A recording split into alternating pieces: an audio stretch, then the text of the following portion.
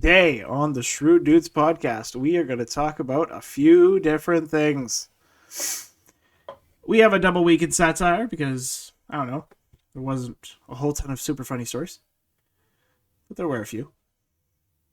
But Gotta go with what you got. we address how a nation is surprised that Justin Trudeau was married to a woman. I would like blown. to say, I think it's a better joke that I heard somewhere. Yep. I was like, makes you surprised that Sophie Trudeau likes men. I was like, nice. Yeah, that's not bad. Mm-hmm. And then, in our rant of the week, we are going to address everything about the Trump indictment and addressing what that means going forward for the primaries, for the general, how much he could be facing in charges, everything above and beyond. So come here if you want to learn. In the Shrewd Check, we're going to be addressing Mia Khalifa, a former porn star who apparently has some things to say about marriage. And then finally, in our weekly exposure, we are going to address the giant, obese queen herself, Lizzo. All of that and more on the Shrewd Dudes podcast. Shut up, Danny. Hey, I'm not Meg.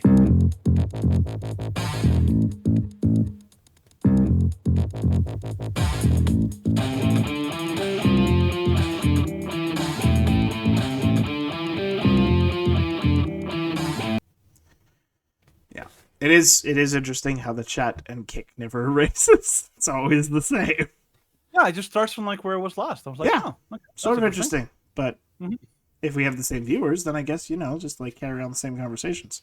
Just carry on.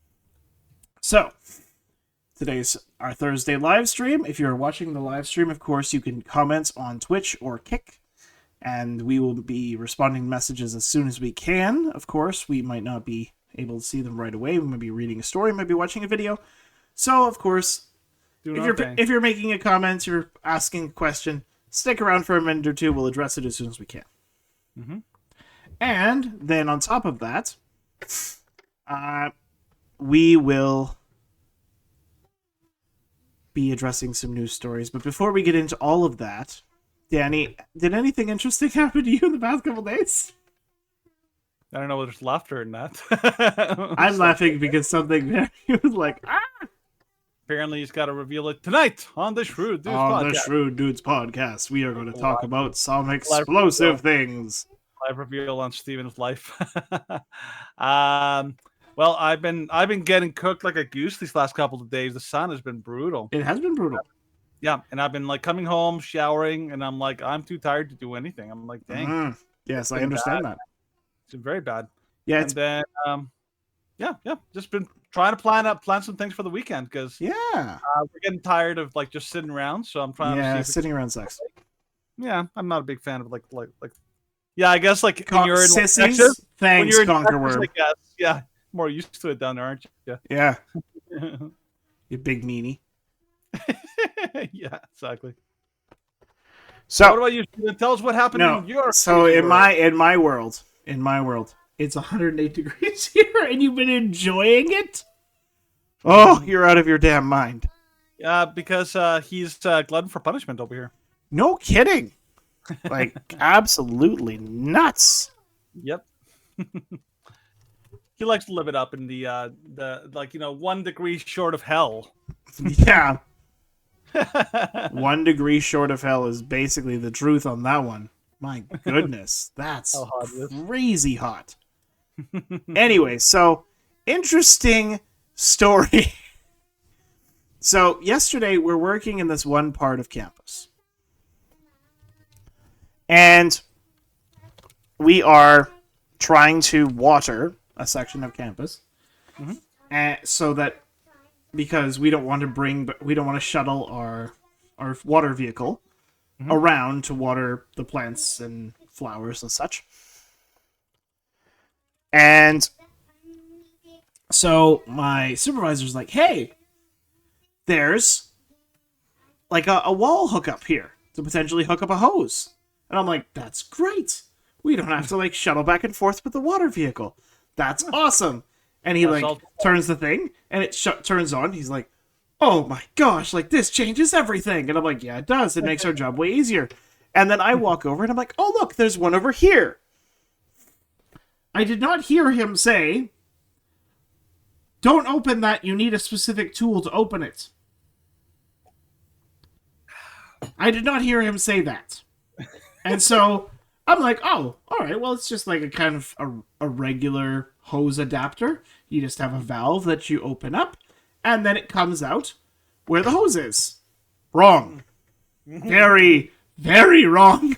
Okay. So I'm unscrewing this valve, and I'm like, oh, that's weird. There's no water coming out. That's odd. I'm like, oh, well, it's not hooked up. No problem. I'm starting to screw it back in. I'm like, it's not screwing back in. That's weird. Like, it's vibrating.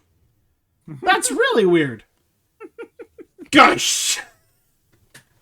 And this whole, like, your regular hose, like, the stream of water is about as big as my finger. The stream of water in this instance was about as big as my wrist. And it's just pouring out. Oh, boy. Good night, little one. Sorry. And so it just keeps coming. And I'm like, oh, no! And so I'm like trying frantically to shut this thing, and my supervisor's like, what did you do? And I'm like, I don't know. So we're both like trying to shove this thing back in. Can't do it. And we eventually just like look dejected, and we're like, the building could flood. Oh gosh. I could be flooding a massive building. And so eventually some people from facilities came and they shut the water off, but I was like, oh my gosh. And so all you see is my boss come over, and he didn't know this was happening. He drives by and he's like, well, isn't this interesting? I drive by, expect like just, a casual afternoon, go jaunts around campus, and what do I see? I see 3 of my employees with buckets held up to a hose, bailing it onto the street.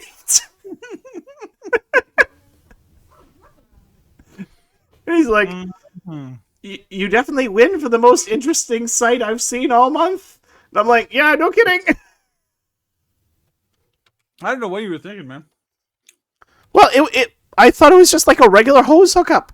Hey, Steven, whatever you do, don't touch this button. Pretty much. Ooh, boink. Yeah, but I was like, oh my goodness, I felt really stupid. But, I'll bet you also looked very stupid. Yes, I did. The facilities people took pictures of me. Of course. They're like, look at you. I'm going to take a picture of you and, like, post it. I'm like, uh-huh. Because I'm just, like, completely soaked. And, like, my boots, like, I was stepping in, like, a centimeter of water inside my boots. Not too done. Yep. And so they're like, you didn't really have to fight it. Like, it wasn't going to flood the building. And I'm like, it wasn't? Steven, it wasn't going to flood the building? With the crane. Yeah, so it's just like this whole cacophony of insanity. And then thankfully we could laugh about it later. But oh my gosh, I was panicking. I was like, I could get fired over this because I'd be causing like hundreds of thousands of dollars worth of damages. Well done, man. Well done. So, no damages. And I definitely did not intend to do it. Decided to go big or go home, eh? Apparently. So, speaking of go big or go home, let's talk about this week in satire. Not a great one. That was an okay. Not amazing. Okay. Not amazing. All right, so I've had from the Babylon Bee. I know you've had better from me. I expect better of myself. 9 signs your library is woke. So we will do 1, 2, 1, 2. Oh, we got to. So, don't look now, but your library may have gone woke. That's right, the place you used to feel as safe for your children to read, learn, and get shushed by old ladies could now be a den of indoctrination. The cat scratches. The Babylon Bee is here to help. You look for some of the most common signs your local library is woke. Very common. Number 1. You pass 7 drag queens on your way to the entrance. That is not a good start. Not particularly. The lady behind the counter has a full beard. Ugh. And not like your great Aunt Thelma's type of beard. It's like, how can I help you, sweetie? It's like, oh. Yes. Number 3. If your child is white, they beat him with a paddle and say, "Ha-ha, get out of here, whitey." It's very subtle, but a strong clue that it has gone woke. The kid comes home with paddle marks all over. You're like, you went to the woke library today, didn't you? Number 4, the internet blocks harmful, explicit sites like the Daily Wire and the Babylon Bee, and let's not forget PragerU. They clearly have to block those. You can't be too careful about poisoning young minds. With conservative content. They have a monthly Bring Your Furry Night. For the boomers out there, that is not bring your dog to the library. Trust us, it's wrong. That sounds like that escalated very quickly. Number 6, every hour the library staff gathers to whack a Ron DeSantis piñata and burn him in effigy. It's usually a bad sign. I'm guessing, like instead of like candy coming out from Ron DeSantis, it's like nothing but like dog kibble. Just like they just don't want to put anything positive in a DeSantis piñata. Yep. Or it would just be filled with Buckley's capsules. With raisins. Because they taste terrible, but they don't follow the second sentence, but it works. But it works. That works. Yep. So, number 7, James and the Giant Peach has become replaced by James and the Irreversible Gender Surgery. Spoiler alert, that is not a happy ending. By the way, it is irreversible. Way to admit that. Yep. Number 8, there is a stripper pole in the storytime section.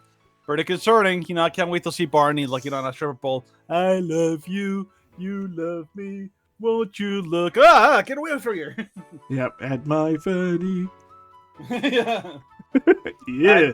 Very concerning. It's purple. It burns.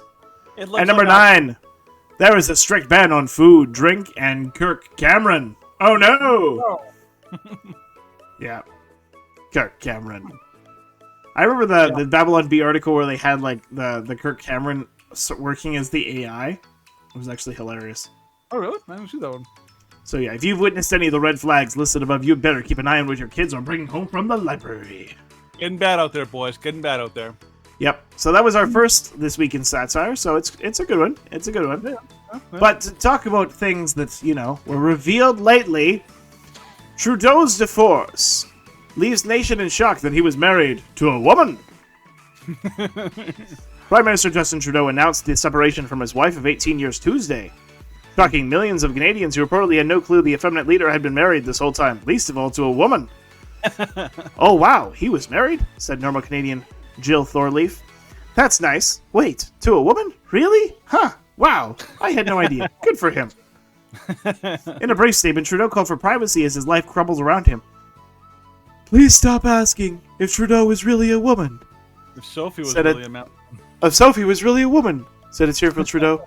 You're hurting my feelings. Sophie is real. She's real. The next person... You gotta make it sound more like Freedom Tunes. I know. You're hurting my feelings. Stop! Real. Stop! She's real. Next person who asks is getting curb stomped by a Mountie. Trudeau's Canadian wife, who no one has ever seen and may not exist, has reportedly had her bank account and assets frozen pending reconciliation. If she returns home and lets her husband decorate the living room of Rideau College the way he wants, she will be welcomed back with open arms. The ball is in her court. The ball is in her court! I keep, turning Trudeau to Biden's voice. It's hard, yeah. It's so hard. She has to stop with having her own feelings and opinions. Or else, he added ominously. At publishing time, the Canadian press was mourning what has been deemed a terrible setback for interracial marriage in Canada. Yikes. Well, there's the positive side here, Stephen. There is. Now Justin Trudeau has more time to invest in his relationship with Jagmeet Singh. He really does. Yikes. He can just spend all the time he wants with Mr. Jag, with that Jag, So it's on, but just to kind of give some context for this, Canadians are actually not surprised that Trudeau is married to a woman, but most Canadians are actually surprised that his marriage held on for this long because it's been a fairly poorly kept secret that they've been living in separate houses for years. Yeah, I remember hearing about that before. They weren't separating because they wanted to get the illusion that he was still married or something like that. So they did it for not for the kids, but for the Canadian kids. Yeah, for the illusion of, like preserving marriage to the Canadian people. Yeah. So all I can think is that like something happened where Sophie finally said like, yeah, I'm done with you, and I don't even want to pretend, even if I have all the benefits and the perks of being like the prime minister's wife. She's like, nope, I'm done with you. So, real question though is, do you think that it's appropriate to comment, or at least like to say anything about what happened with the marriage? Because I mean, everyone in the Canadian media on Twitter is going on about like, it's like, oh my gosh, like all these people like dunking on the prime minister, like he's a victim here, he's a victim of, and I'm like, what's he a victim of? And their big thing is like, oh, like this happens to every politician. It's tough to be a politician in Canada, so like, no one should be surprised that a politician got divorced. I'm like, well, not particularly, because Trudeau is a terrible, horrible human being, and I'm shocked that somebody would stay with him at all. That is actually pretty surprising. So, well, and of course, like it's been, it was a big speculation a few years ago that it was interesting that when Sophie Trudeau and Idris Elba both caught COVID at the same time, but Justin did not. It's like, why was Sophie and Idris Elba in the same location at the same time for a long enough period to catch COVID together? But Justin Trudeau wasn't there. Oh, we're gonna have another Fidel Castro moment. Yep, another Fidel Castro moment. Gotta keep the the tradition alive. Yep. So. Get a little of course, like there's stories. It's kind of going back. Yeah, the internet seems to think otherwise and believe Idris Elba may be the root of the splits. It's like, well, they haven't been living together for a while, and there was some serious speculation. I mean, I will say this, Steven: once you go black, you never go back. Oh boy, I never thought that would be something we would mention on the show. It was right there. It was right there. We literally set it up. Come on. Danny? Yeah. I'm going to have to say nope. And come on. Turning off your video for like 30 Sophie seconds. Trudeau got a tiny taste of like what a real man is like. And she's like, oh my God, is this what I've been missing this whole time? A tiny taste. Holy crap. I have to like leave. This is horrible. I've been deprived for so long. So yes, breaking news. Danny is saying that only black men are real men. I'm saying that like any man is more of a real man than Trudeau. So I'm like, okay. So Dan and David, we are actually going to address everything involving Donald Trump, and we can pull it up right now. So let's just jump into that. So let's go into the rant of the week, and we can talk about everything to do with Trump's indictment. Mm-hmm. Oh, it's on. Red alert.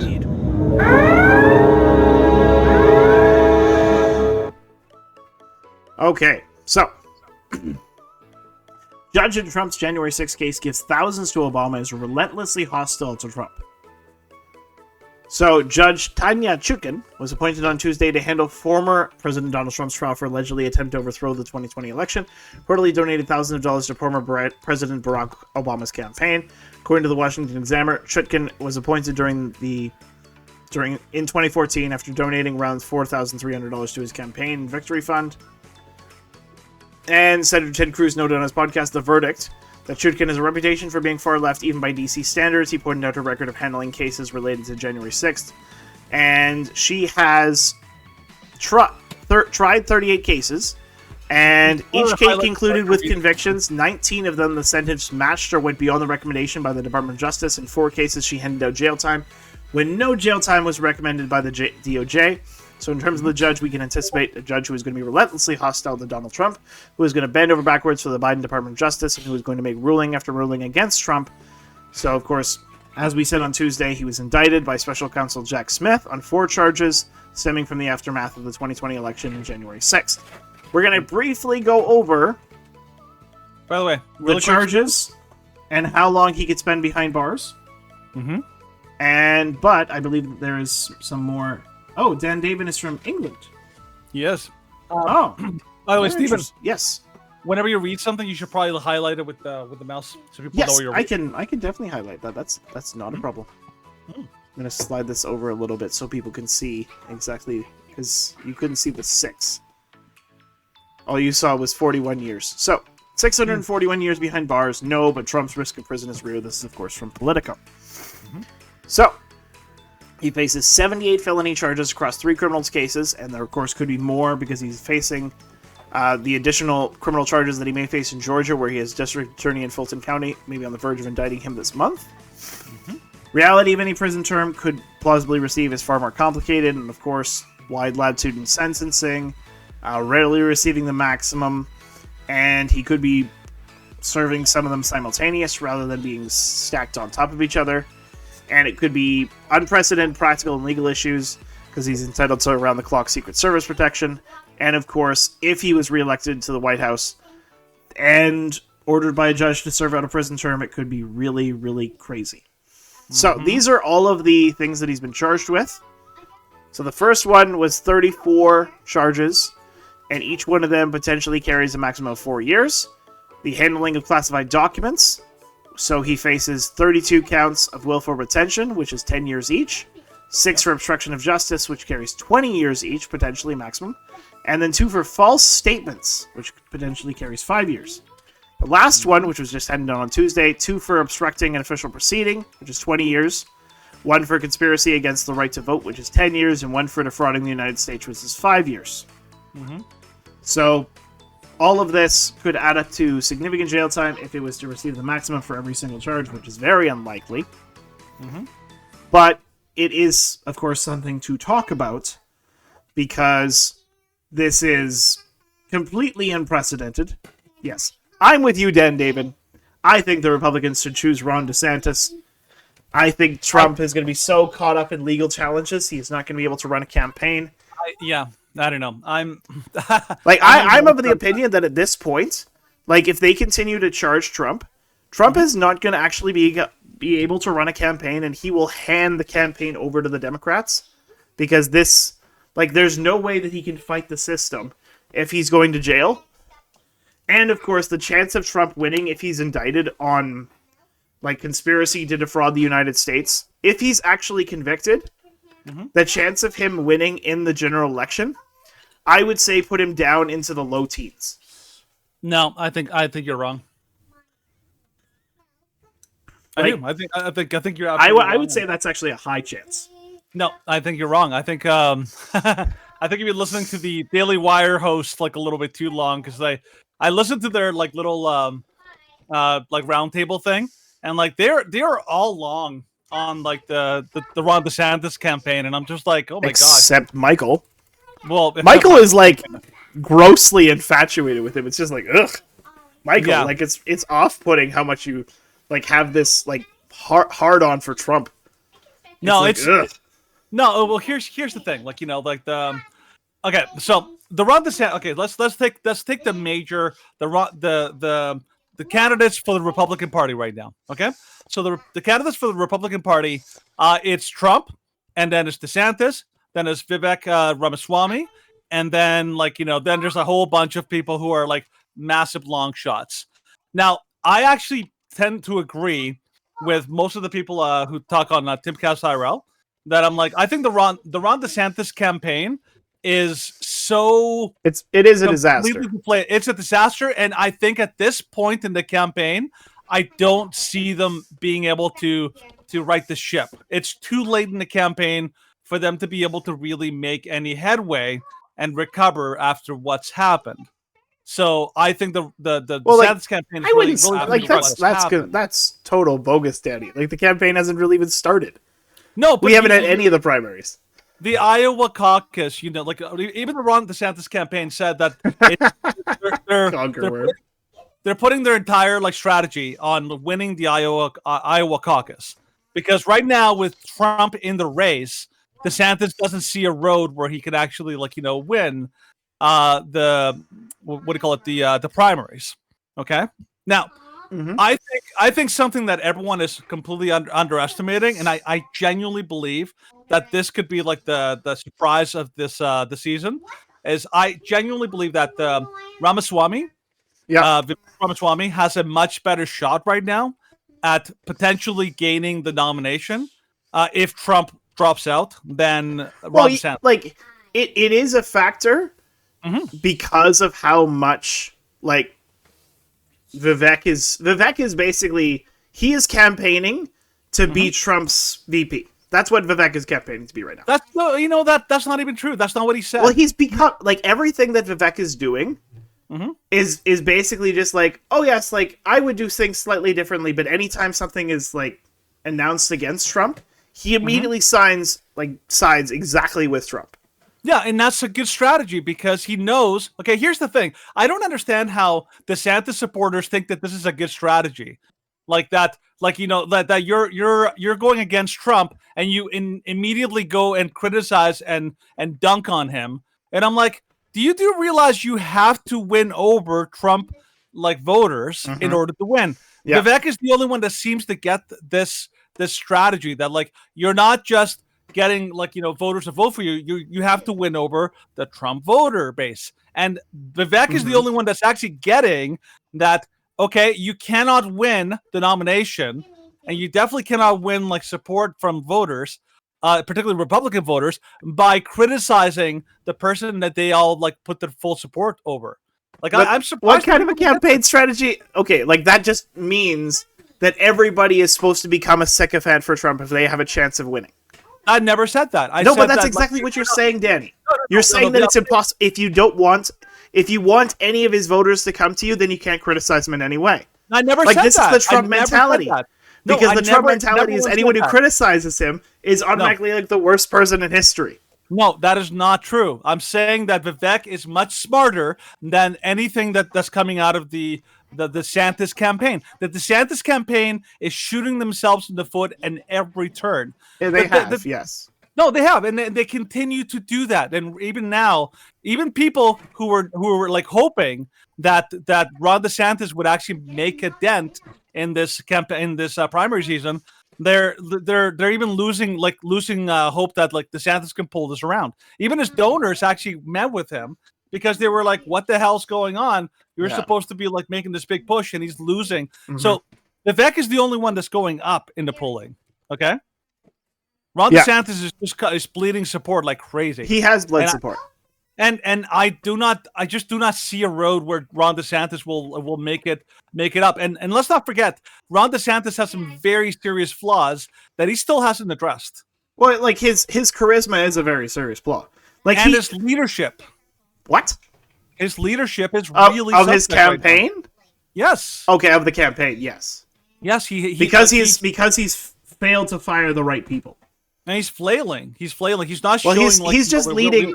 The problem is that DeSantis is putting his trust in the wrong people, and then because DeSantis is mostly focused, like his focus, of course, is still primarily in leading Florida, and that does, of course, keep him from addressing a lot of these other issues. And so he's like, okay, well, I'll just leave it to my campaign, and then his campaign is flailing because he's putting too much trust in Christina Pushaw. And Christina Pushaw has made a lot of poor decisions, and then like all these things that have come out about the DeSantis campaign and some of the ads that they've put out have been questionable. Like I do think that like the way that he's trying to move forward now, like not apart from his campaign, but what he's trying to do lately is he's trying to get out in front of as many oppositional voices as possible. Sure, because that is where DeSantis shines, and that is where Trump kind of flounders. Because Trump will respond to oppositional voices with insults. Sure, and that's good. That's it's what you want if you want a good show, but it's not what you want if you want to run a country well. That's not even true. Actually, I believe that like most people, the reason that people love Trump in 2016 is because he was the one willing and brave enough to go after the people that everyone was already pissed at. Everyone else in the Republican Party were basically a bunch of PC. They were PC, like butt kissing simps. And Trump was the one that's willing to actually say what everyone else is thinking. Like, well, that's part of why Trump won. I think the main reason why Trump won is it's very similar to what, of course, what Shapiro says. Shapiro says, of course, that Trump won in 2016 because the 2016 campaign was a campaign or was an election decided on how people felt about Hillary. Sure. And this, when 2020 was a campaign, like, yes, election fraud aside, there were immense amount of people in the United States, and still immense amount of people in the United States who they've already made up, like, in terms of a general election, they've already made up their mind about Trump. That's not changing. No, but I think that's too reductionistic. Sure. You have like a lot of people who are making their minds up about Trump, but there's a lot more factors that we have to consider, including like the way that the Democrats and the Republicans do their campaigning is like very very off, and people have admitted that. Charlie Kirk and Benny Johnson and a lot of major people who talk about polling, they're like the Republicans need to like get their ground game better. Yeah. There was a lot of issues that happened in 2020 that people were not expecting, and particularly a lot of things that they underestimated about the voting and about like the swing states. Of course, be addressed. And then you have to remember too, this okay. So this it's not like the 2024 election. If it was Biden versus Trump, okay, it's not like it was going to be a perfect carbon copy of the 2020 election. It's not. Biden back then, people were just like, well, like. He's kind of like this, maybe an innocent, who knows what he'll do, but he's probably better than Trump. Now, Biden does not have that. Biden is a scandal-ridden president. The DOJ, the FBI, people are now pissed about everything that happened from COVID to the lockdowns to everything else. Yeah. And this is going to be, like we've said, it's going to be a referendum on Biden. Well, but that's not the way that it's going to be in general, though. With all the trials and with all the stuff that Donald Trump is going to be facing, it is going to be a referendum on Trump. Yes, but you're also going to have to remember that, okay, you have to remember, this is a very unprecedented situation. This is completely out of nowhere. This has never happened before in American history. And so to think that we can predict exactly how it's going to go, I think is foolish. You have to remember, every time Trump gets indicted, he gets boosts in support. Only in the primaries, though. Sure. But you have to remember, I know the arguments that he's a liability in the general election, but there's a lot of factors that we're not counting on. I don't think I think right now Ron DeSantis is flailing. I know that a lot of people really want him to be the nominee, but at this point I don't know. I would actually be willing to bet that he's probably not going to be able to pull it off in the primaries. I just do not see it. I do not see it happen. Unless there is a massive shift in how his campaign operates, it's going to be very difficult. It'll be, of course, very interesting given the indictment in 90 days. Because, of course, if there is a conviction, which I'd say, given everything that we've seen so far, is quite likely, considering the judge that there is presenting. I think there's a decent chance that there will be at least some states that will refuse to put Donald Trump on the ballot if he is convicted. But that's just not gonna. Okay, let me put it this way: if Donald Trump stays and goes through the entire polling, the entire primary, I do not think there's a way for Ron DeSantis to win. I do not see it. That's just not going to happen. That just strikes me as wishful thinking at best. Ron DeSantis is too far behind, and they screwed up too much, and he's pissed off too many people to be able to pull off. The thing is that most of, and this is, people are going to be mad at me for this. Sure, go for it. The majority of the reason for Trump doing so well has nothing to do with DeSantis' campaign. Nothing. No, I disagree. Because when was the biggest shift? When was the biggest shift? Obviously, when when he got the first charge or something. When the first indictment fell, that was when he got the massive shift, and because they were basically neck and neck against that point, and then as soon as there was that indictment, he had, what was it, a 25 gain in a day? Yep. So what that actually says has very little to do with DeSantis's campaign has everything to do with people are voting not for who the candidate is. They're voting for who the establishment and the mainstream oppose at the given time. No, I think okay. So here's the thing: when Trump was indicted and all these other things, Ron DeSantis had all the momentum. Like this was his primary to pretty much gain all of his stuff. He's screwed up multiple times, and he has pissed off a lot of like Republican voters. He's screwed up since then. Like, but he didn't screw up during that time. No, he screwed up the launch. A lot of people. Well, he screwed up the launch, but like before the launch even happened, like before anything related to his campaign, when he launched, he was already 20 points down. Yeah, and that has everything to do with the fact that Trump was indicted.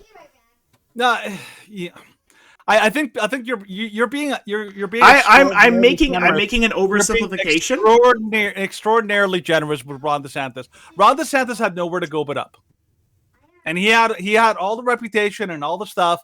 It was literally his campaign to lose. What? Yeah, like because that's totally nonsense. He hadn't even announced. He had all the momentum. Everyone, even before anything happened, everyone believed Ron DeSantis has by far the best chance at winning, or at least getting this nomination. You're almost like you're giving it like this is out of his control. It's not his fault that his campaign is flailing. You're giving it like I unmuted it. Sorry.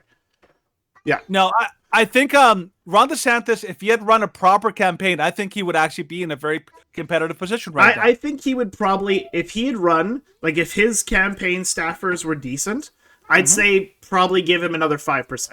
Tops. Well, yeah. Yeah. But altogether, I think the problem right now is that ultimately, Ron DeSantis is too far behind. He is flailing. His campaign is just going downhill. It is. I do not see him winning. That's just not going to. It is a long shot for him to win. I see the chances of Ron DeSantis winning the primary the same way I see Trump winning the general. How? Well, Trump, basically, the way that these indictments are going, in terms of the general populace of the United States, the general populace of the United States sees this as exceptionally corrupt politician A versus exceptionally corrupt politician B. And I think a large chunk of the population of the United States will abstain from voting. And a lot of that will come from the Republican base. But you have to, okay, so but you're okay. So let's put the primaries aside. I don't think that DeSantis is going to win. That's just not going to happen. I think Trump's going to win. And even if Trump drops out for whatever reason, by either they force him or he decides to drop out, believe it or not, I would actually not put money on DeSantis winning. I would actually be willing to put more money on Ramaswamy winning. I would say at this point, if Trump is forced to drop out, Trump has, like, the way that Trump campaigns is so destructive to the Republican Party in terms of, like, he'll pick his enemies and he'll pick his friends. And, like, yes, like, Ron DeSantis was forced to make him into an enemy. He was. He chose. Well, no, he was okay, but he chose by running. No. Because before DeSantis even ran, he was already attacking him. DeSantis was being like very passive about it, and before he even announced, he was calling him to sanctimonious. He was saying that he was running Florida terribly. That's fine. DeSantis' only response was being like, he's like, I don't want to play. I don't want to come into this battle. Like, I don't want to get involved in this. And then eventually he's like, okay, like, I have to at least say a few words to defend myself. Yeah.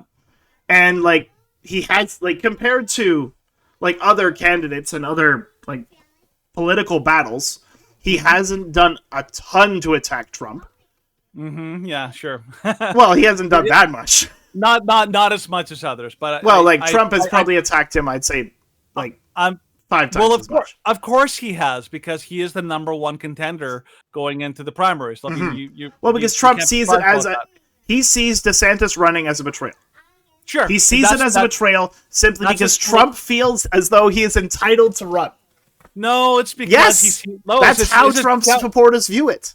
It's his campaign strategy. If you watched anything that happened 2016, that is how he went after people. He went after the front runners and he attacked them mercilessly. And like he did his thing. Ron DeSantis just did not have a good strategy to hit back. Well, He just wasn't effective. Because the problem is that I think that the biggest reason, other than the two reasons why DeSantis was basically screwed the moment that he got indicted. First reason was Trump has a cult of personality around him, and many of his, like a good chunk of his followers, are. I don't want to absolutely say rabid, but they are.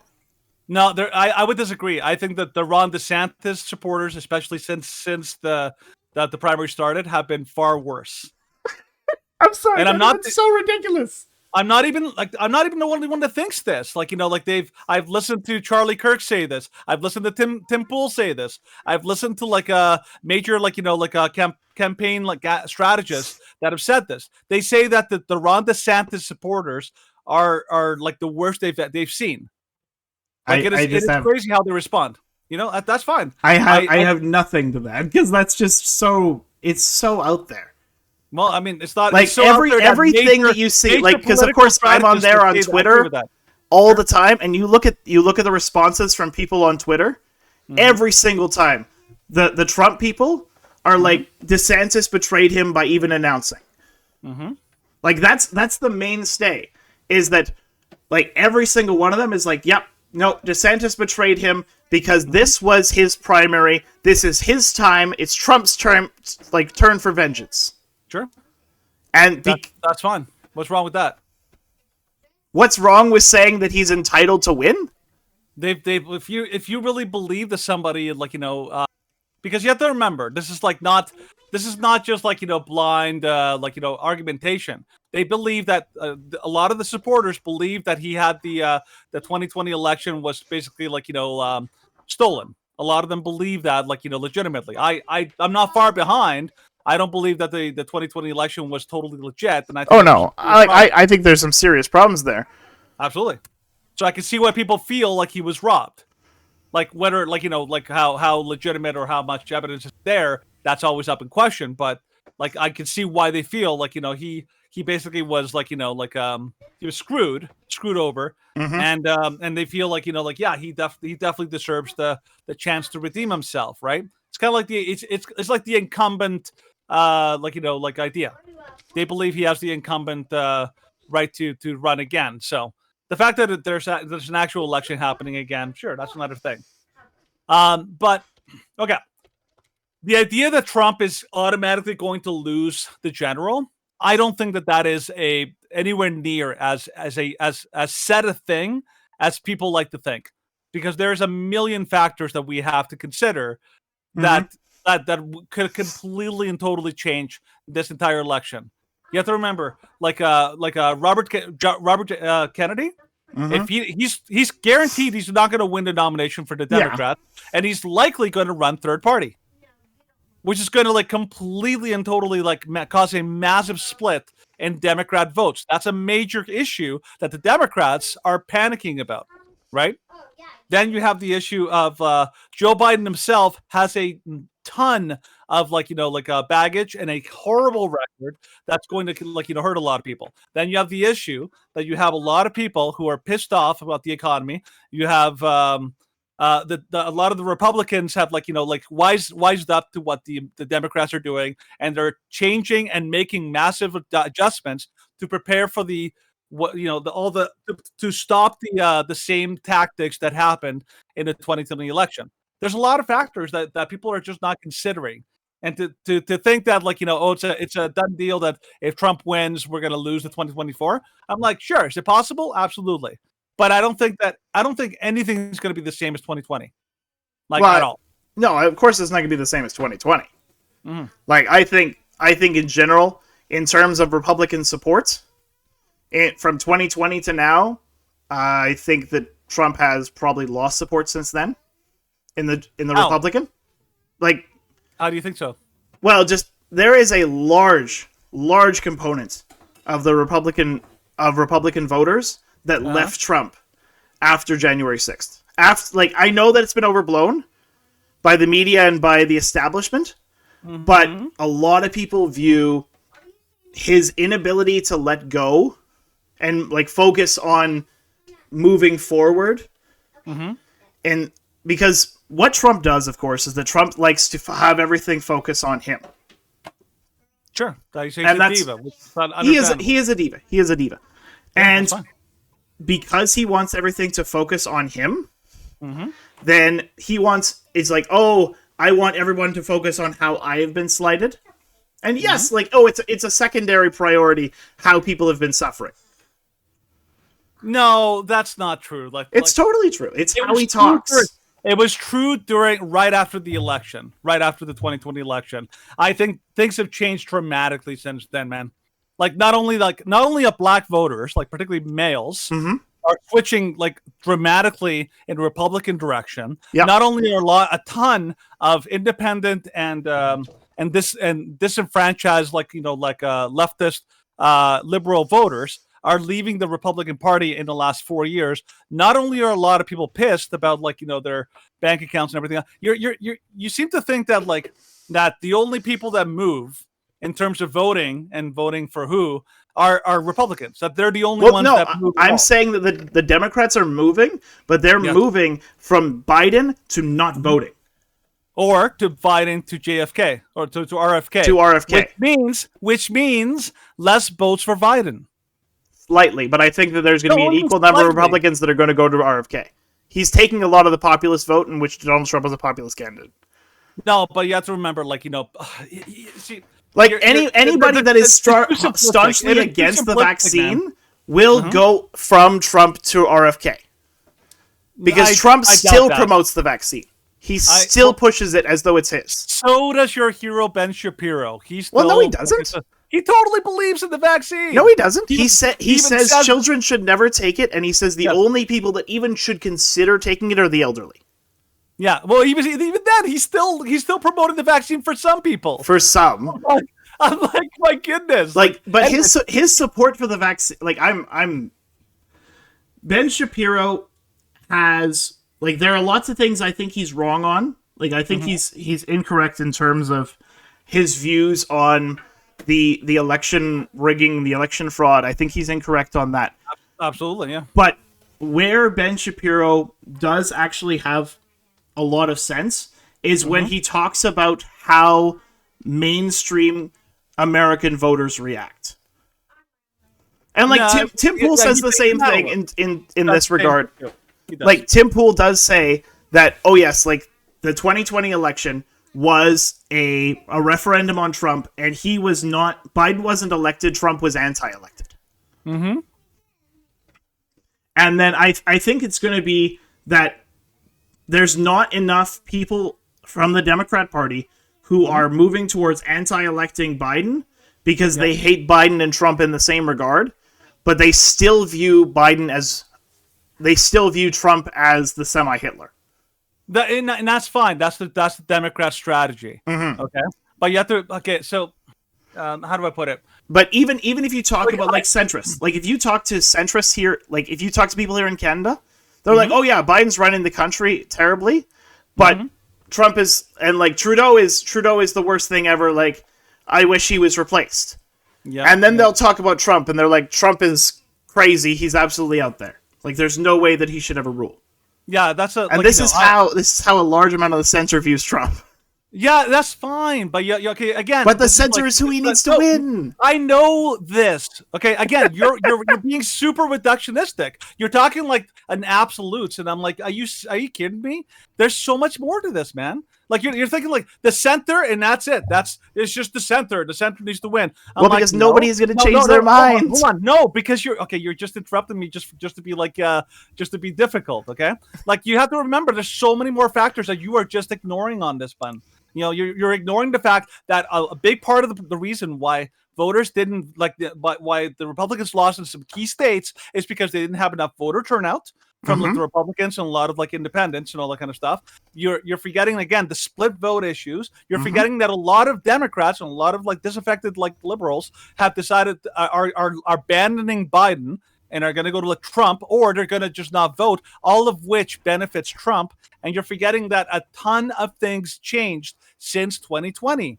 Like it's not a unilateral one factor will change everything. It's just a much more complicated thing. And I think it's foolish to say that, like, oh, Trump is just guaranteed to lose. I'm like, well, that's just silly thinking. There's so many factors. Like it's imagine going into something and saying like, well, I think one factor will change everything. I'm like, no, an election is a massive, complex, like, thing of like a ton of different factors.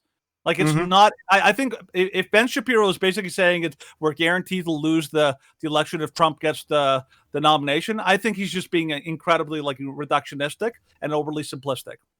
I think that there's a million more factors that he is not considering, or he's at least not, or at least like downplaying, that are absolutely like playing in the favor of Republicans.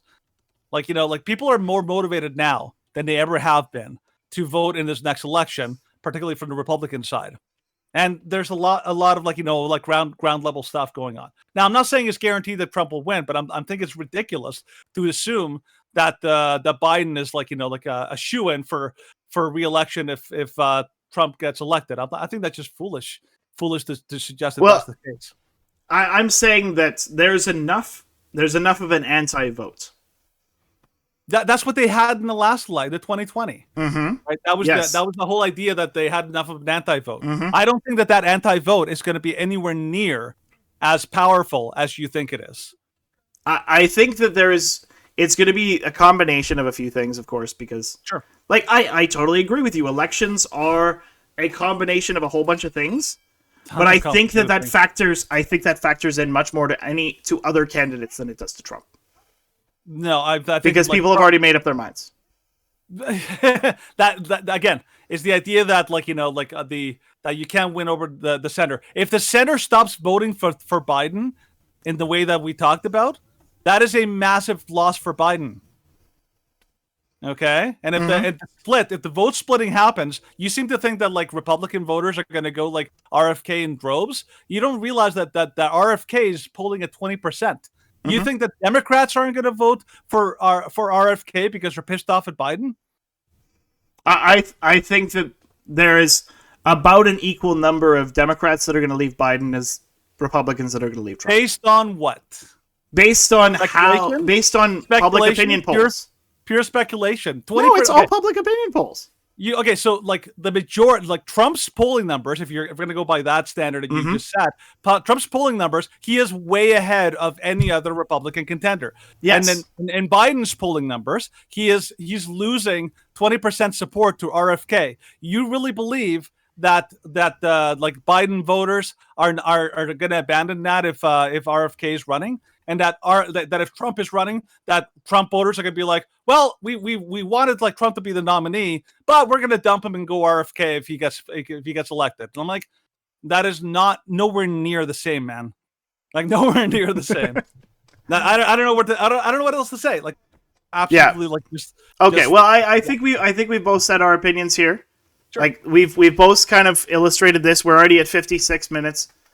We're both kind of like We've illustrated what we're going to say. Let's kind of just finish up this quick topic, and then we can move on to what is next. So, Dirk Knapp, U.S. I think that I don't think he shot himself in the foot. I think that was obviously like a hit piece by the media, but you're right. It may have had an effect, but I think people have short memories. I think by the time of the election, I don't think people will even remember that anymore. It's unlikely that they'll remember that because anybody who analyzes that comment does realize that it's based on, and it's an odd study to say the least. And there are studies that say one thing and say this. Like finding consistent studies on COVID is so weird. It's all over the place. Like, I get it. COVID was, of course, a novel virus when it came out, and people were trying to publish studies as quickly as they could, and, of course, some studies were fraudulent, and so that makes their own host of issues. So, I don't think he shot himself in the foot with the COVID race comments because there was... That was based on actual studies, yeah. Which one was fraudulent? The first study which they made up about hydroxychloroquine. The study that said that that hydroxychloroquine would damage the heart valves and would cause heart attacks and heart issues. That was completely fabricated. A quick recap. Who were they?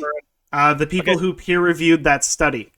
Okay, just a really quick recap, because I think he's asking us for a very specific study. I can that one I can find. That one's easy. You can go ahead and find it. I'll give a quick recap for anybody who doesn't know what we're talking about. At the very early parts of 2020, when they were trying to advocate that hydroxychloroquine might be an effective treatment for COVID, there was a study published in the Lancet journal, which is a very prestigious journal, that basically made these very wild and very aggressive claims that hydroxychloroquine was not only ineffective, but it was actually dangerous based on some safety data that they were claiming was really bad, right?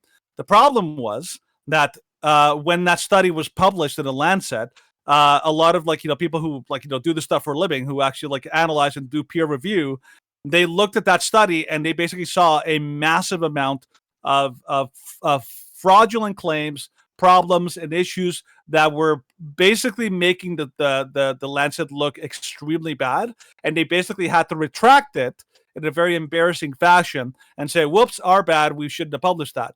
But by that point, the media had already made the massive claims. Nobody was retracting or saying that the study had been retracted, and so now it was most people believed hydroxychloroquine super dangerous, we can't touch it, even though it was retracted. So that was one of the biggest examples in 2020 of a fraudulent study that was popularized by the media and used to discredit alternatives to the vaccines. Yeah. So that's a quick recap of what we were talking about. Okay, and then I'm just all right. Yeah, I was looking at the study that he presented. It doesn't debunk hydroxychloroquine, so. Okay. That's a big side story. If we ever anyways, we could go into that. Yeah. Yeah. By the way, Conquer Room, you guys are spicy tonight. This is fun. We are spicy. This is the one thing we will get very spicy about. That's right. Yeah. Anyways. It's okay. Steven is absolutely entitled to have his wrong opinions. It's totally cool. Okay, so I think we said we were just going to skip this because this is something that is unlikely to affect the indictment. Yeah. Something which could potentially be interesting. So this is Alan Dershowitz. He, of course, is a fairly famous lawyer. He responds to the latest federal charges against Trump. This was interesting when he said this. So he read the 45-page indictment. Play the video. There's a video below. Sure. How long is the video? It's way too long. 31. Oh, sorry. No, okay. I didn't realize. I saw a clip today.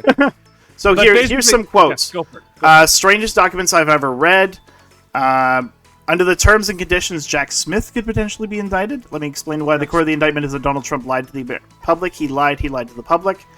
But Jack Smith lied in this indictment. He outlines the speech that Donald Trump made on January 6th as a very important part of the indictment. Deliberately, willfully, and with malice leaves out the keywords. He doctors the speech. Interesting. Mm-hmm. Yep. Of course, he omits the fact that he called his supporters to protest peacefully and patriotically. He leaves out the part that Donald Trump said, "I want you to protest peacefully and patriotically." Peacefully and patriotically, those are the two words that bring him within the First Amendment, Dershowitz added.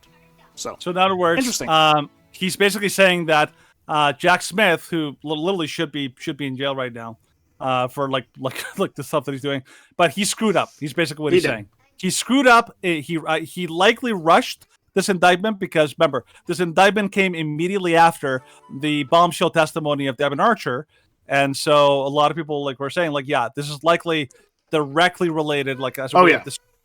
From that. Anybody who analyzes this situation understands that this was almost 100% in response to the Devin Archer testimony, and just shift, because it's exactly what happened with the aliens. Last week, we had, of course, Hunter Biden's plea deal falling apart because the judge basically tore it to shreds because she read it thoroughly and understood that what the Department of Justice was offering to Hunter Biden was that they were going to advertise. They were going to push for Hunter Biden that he would have ongoing immunity to further crimes, which of course is nonsense. It's almost, I would say, virtually unheard of. Yep. And this is it's utterly ridiculous. Yeah. Like, everything that Jack Smith has done so far has been like, huh, really? It's been so questionable. I have so little to say in terms of, like, okay. The guy who attempted to refute the Lancet study is Dr. Didier. No, the guy who the people who did refute the Lancet study showed that the sources for the Lancet study were completely fabricated. We questioned the prosecutor based on the fact that Jack Smith is saying that Trump did things that he didn't do. Yes. If you look at the indictment, and it's very hard to prove that someone that someone intentionally lies. Yeah, I think the important thing that I always say to people I talk to about this is that you have to remember that none of this happens in a vacuum. Okay, so Jack Smith, it's not like, we hear like, oh, indictment, Jack Smith is dirty. It's like, no, actually, there's a long history between Donald Trump and Jack Smith that you'd have to actually look into, because we've looked at the history of how Jack Smith has essentially been had a vendetta against Donald Trump for a number of years now. He was very heavily involved in a lot of the investigations and indictments and things that have happened lately, in the past, but also very, very much recently. A lot of this screams of political interference, which is why people have basically said Jack Smith has a very obvious vendetta and a very obvious mandate to basically use the law as a weapon against Donald Trump. And so Jack Smith is pretty much the figurehead of that movement. And all of his indictments and his charges that he's going after Trump for are based on very very shaky and very suspect legal theory, not absolutely rock solid precedent. Okay, so when you have somebody using very suspect and very shady and very slim, or at least very fragile legal theory in order to go after a major opponent like Donald Trump in a time, and particularly asking and demanding for court cases and court decisions at times that are directly obvious, that they're meant to interfere with the political process. It screams of political interference. Sorry, so, Danny. Just a quick thing. What shady you're referring to? It. I'm not exactly certain which shady legal theory you're referring to. Just because I've been. Oh, whoops, my bad. Shady legal theory, okay. So I recommend to you, Third Nap, go and watch Ben Shapiro's breakdown of the entire thing, of the indictment that he put against Trump for the January 6th. You'll see that there's a pattern of all these prosecutors that they use the same approach. They're trying to use novel theory, based on completely out there ideas about what is and is chargeable. A good example is Alvin Bragg, I think his name is, from New York.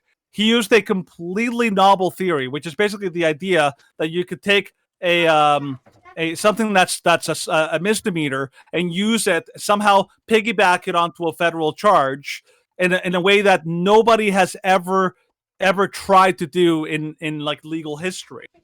And so when you have a prosecutor trying to do that, you're like, okay, he's clearly stretching to try to find a way to charge somebody.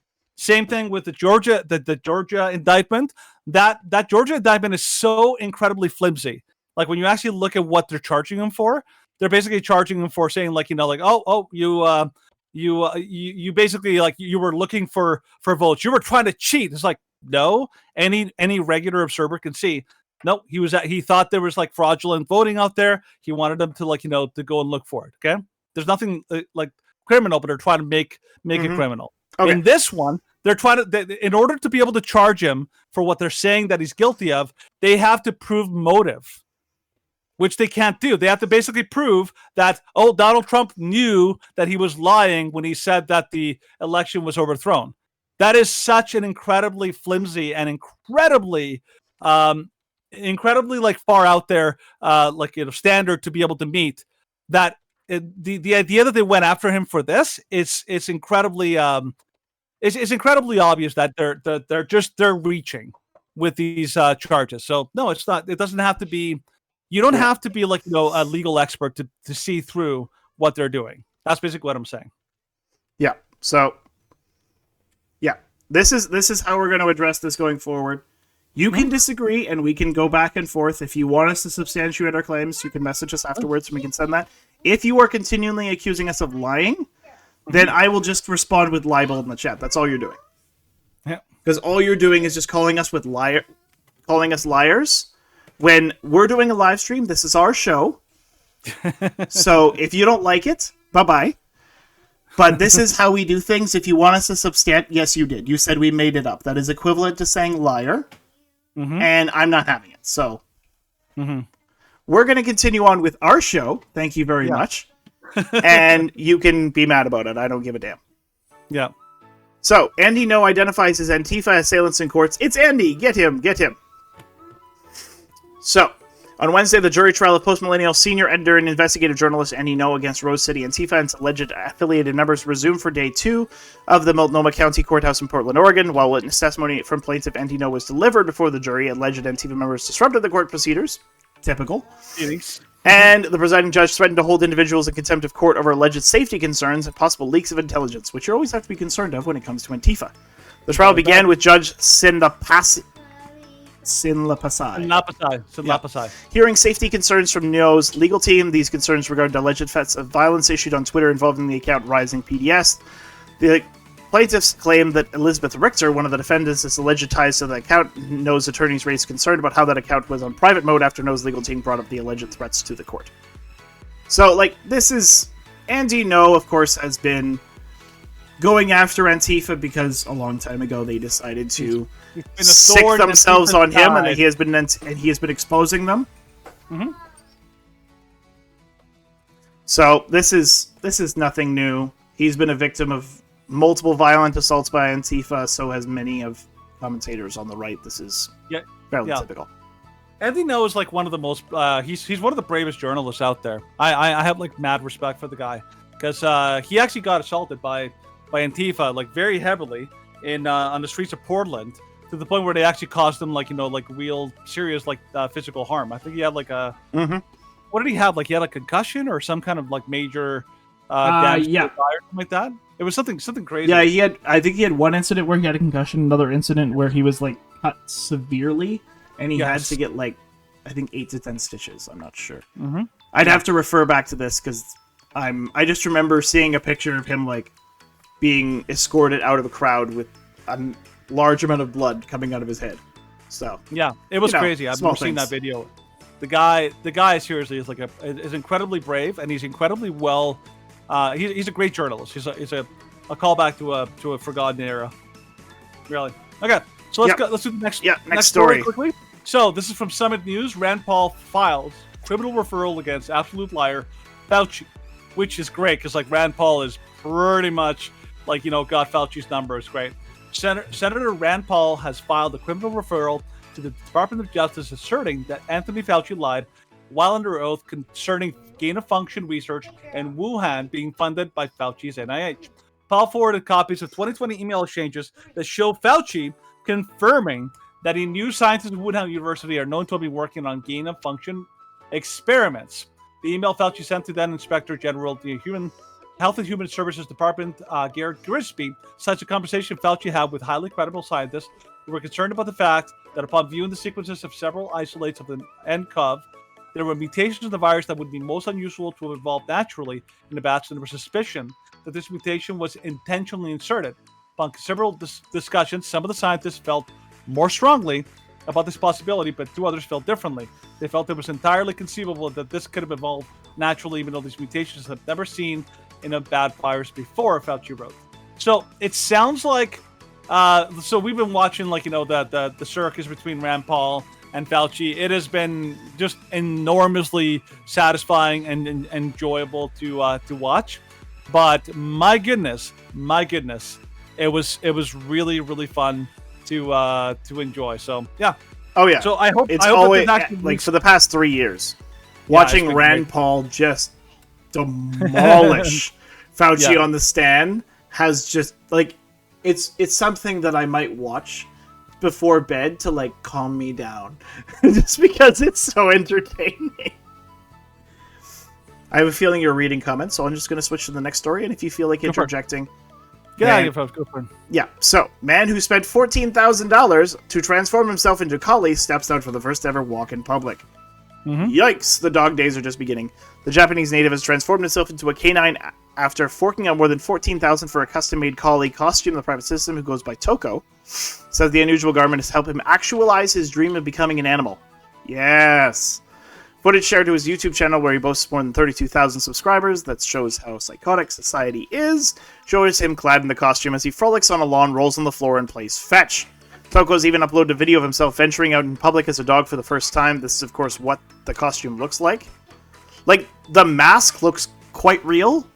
The rest of the costume looks really scary. Because it's just like, ah! It's incredible. Like, this guy actually did the work, which is He great. did. You know? He did. I mean, like, Dylan Mulvaney, like, that's nothing on this guy. Like, you know, like, Dylan Mulvaney just literally just puts on, like, a pretend... Well, like, I would say that there's a difference between Dylan Mulvaney post-facial reconstructive surgery. Because he did change his appearance prior, like, between his facial reconstructive surgery. And, like, there is a slight change that makes him look more feminine. It's not believable, but it's more feminine than what he was. Like, prior to his surgery, it was like, really? You think that we're going to, like, go along with this? You're also, like, talking about how great your bulge is, so that's weird. That's very, And then weird, after the yeah. facial surgery, it was like, okay, like, Yeah. you're weird, but okay. No There's one a ever video doubted that. There's a video that shows what this outfit looks like, doesn't it? Yeah, I think it's the right here at the top. Can you play it? It's eerie how true it looks.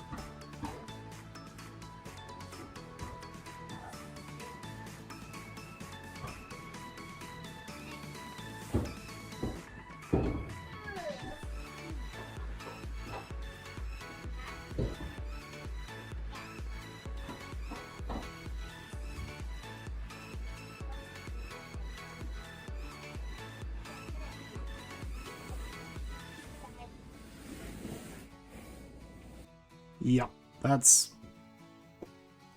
I look at that and I'm just like, our society has fallen so far. That's crazy though. Like, It's you know, but it's even crazy for sure.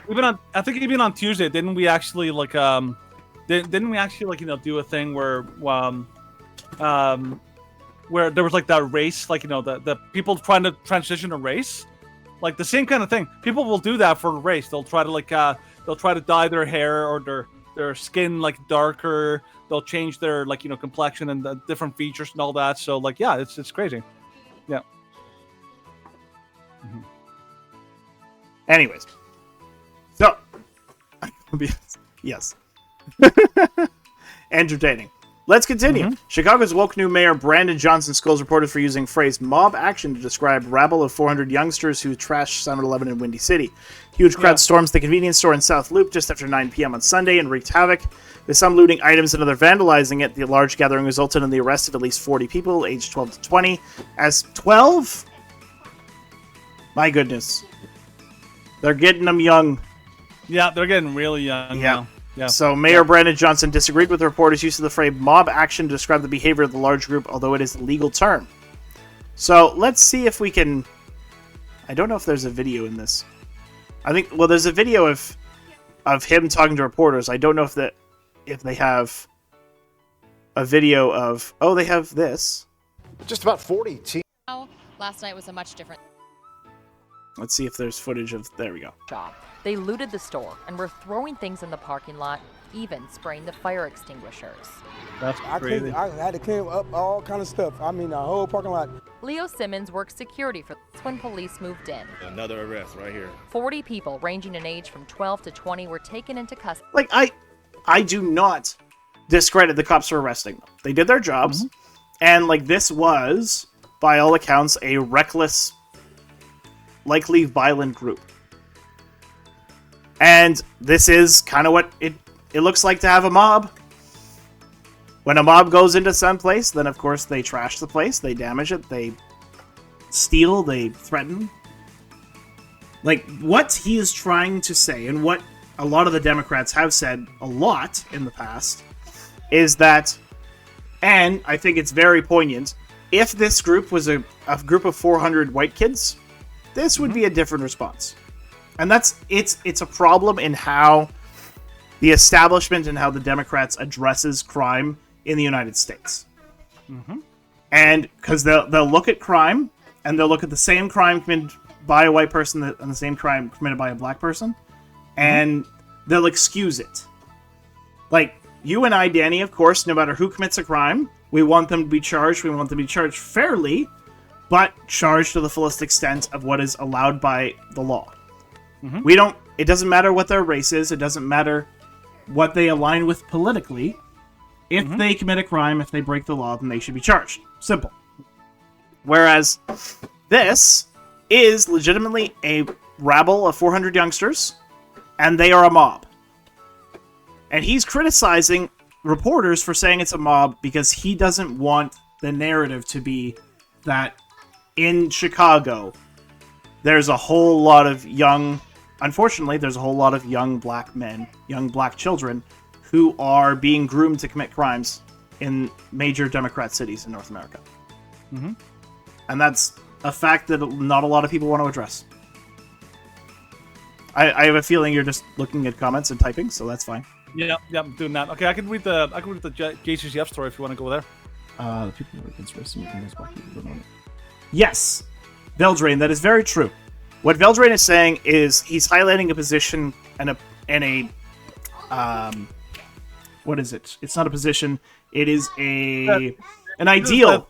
He's highlighting an ideal called the racism of, or the bigotry of low expectations. Bigotry of low expectations. The idea, and by the way, there's the bigotry of low expectations. There's also another phenomenon which comes from Marxism, believe it or not, and that phenomenon is the idea that criminals, well, they're criminals. They don't know any better. They can't help themselves. They're going to criminal. But anybody who is not a criminal, in their view, anybody who knows better, you are fully and totally responsible for anything you do.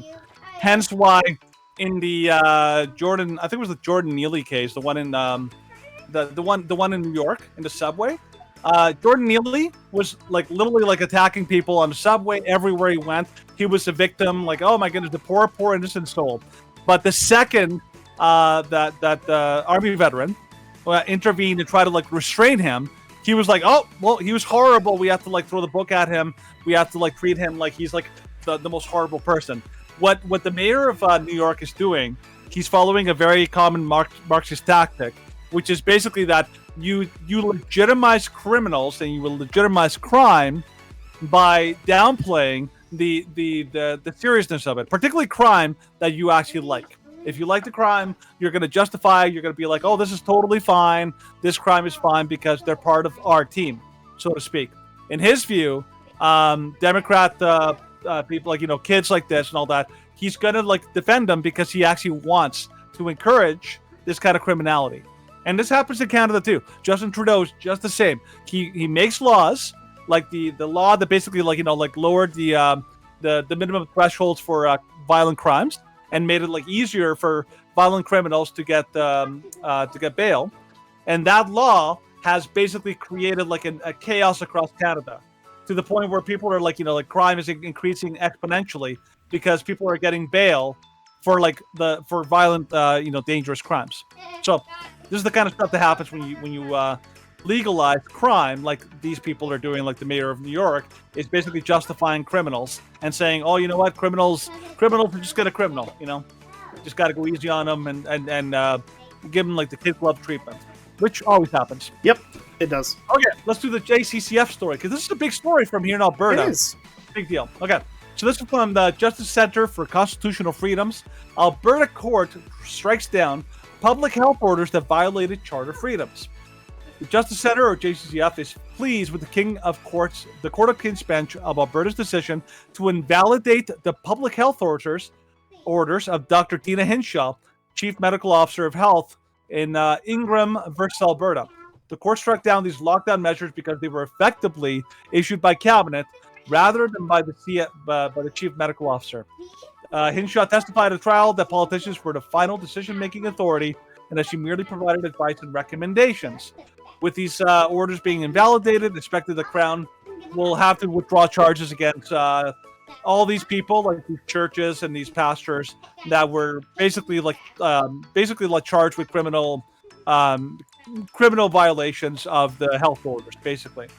So, what does this mean? After basically like several years of these health laws, and long after all the damage and harm has already been perpetrated, the government, the courts have finally declared the health orders invalid and actually illegal, which means that any charges from them are now gone, and it also means that basically we've basically proven that these things were illegal. Now, the good news is that they're gone, they're struck down, and they can no longer be used against anyone. The bad news with these health order, with the decision, is the rationale that was used. Because the rationale was here. Well, I'll show you where it is. I'll show you where it is. Yep. So here it is. The court struck down these lockdown measures because they were effectively issued by cabinet rather than the CMOH. Dr. Hinshaw testified at trial that politicians were the final decision-making authority, that she merely provided advice and recommendations. That is why they struck it down, but it's so sketchy for me.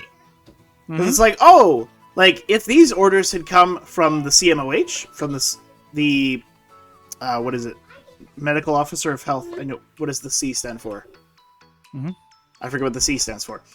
But if they had come from Dina Hinshaw, then they would be valid. And it's like, you realize what that does. It gives the CMOH, Dina Hinshaw, now someone else, it gives that individual near absolute power in regards to what they consider to be emergency measures. And that, it doesn't matter whether they have violated the Charter of Rights and Freedoms, it just throws it out the window as long as a supposed expert claimed it. Like, it's so bogus and it's so disturbing to me that this is the justification that they used. Like, if they had said, oh yes, like, this is wrong, like, it violated their Charter of Rights and Freedoms because it's obvious. It clearly went against right to freedom of religion, freedom of expression.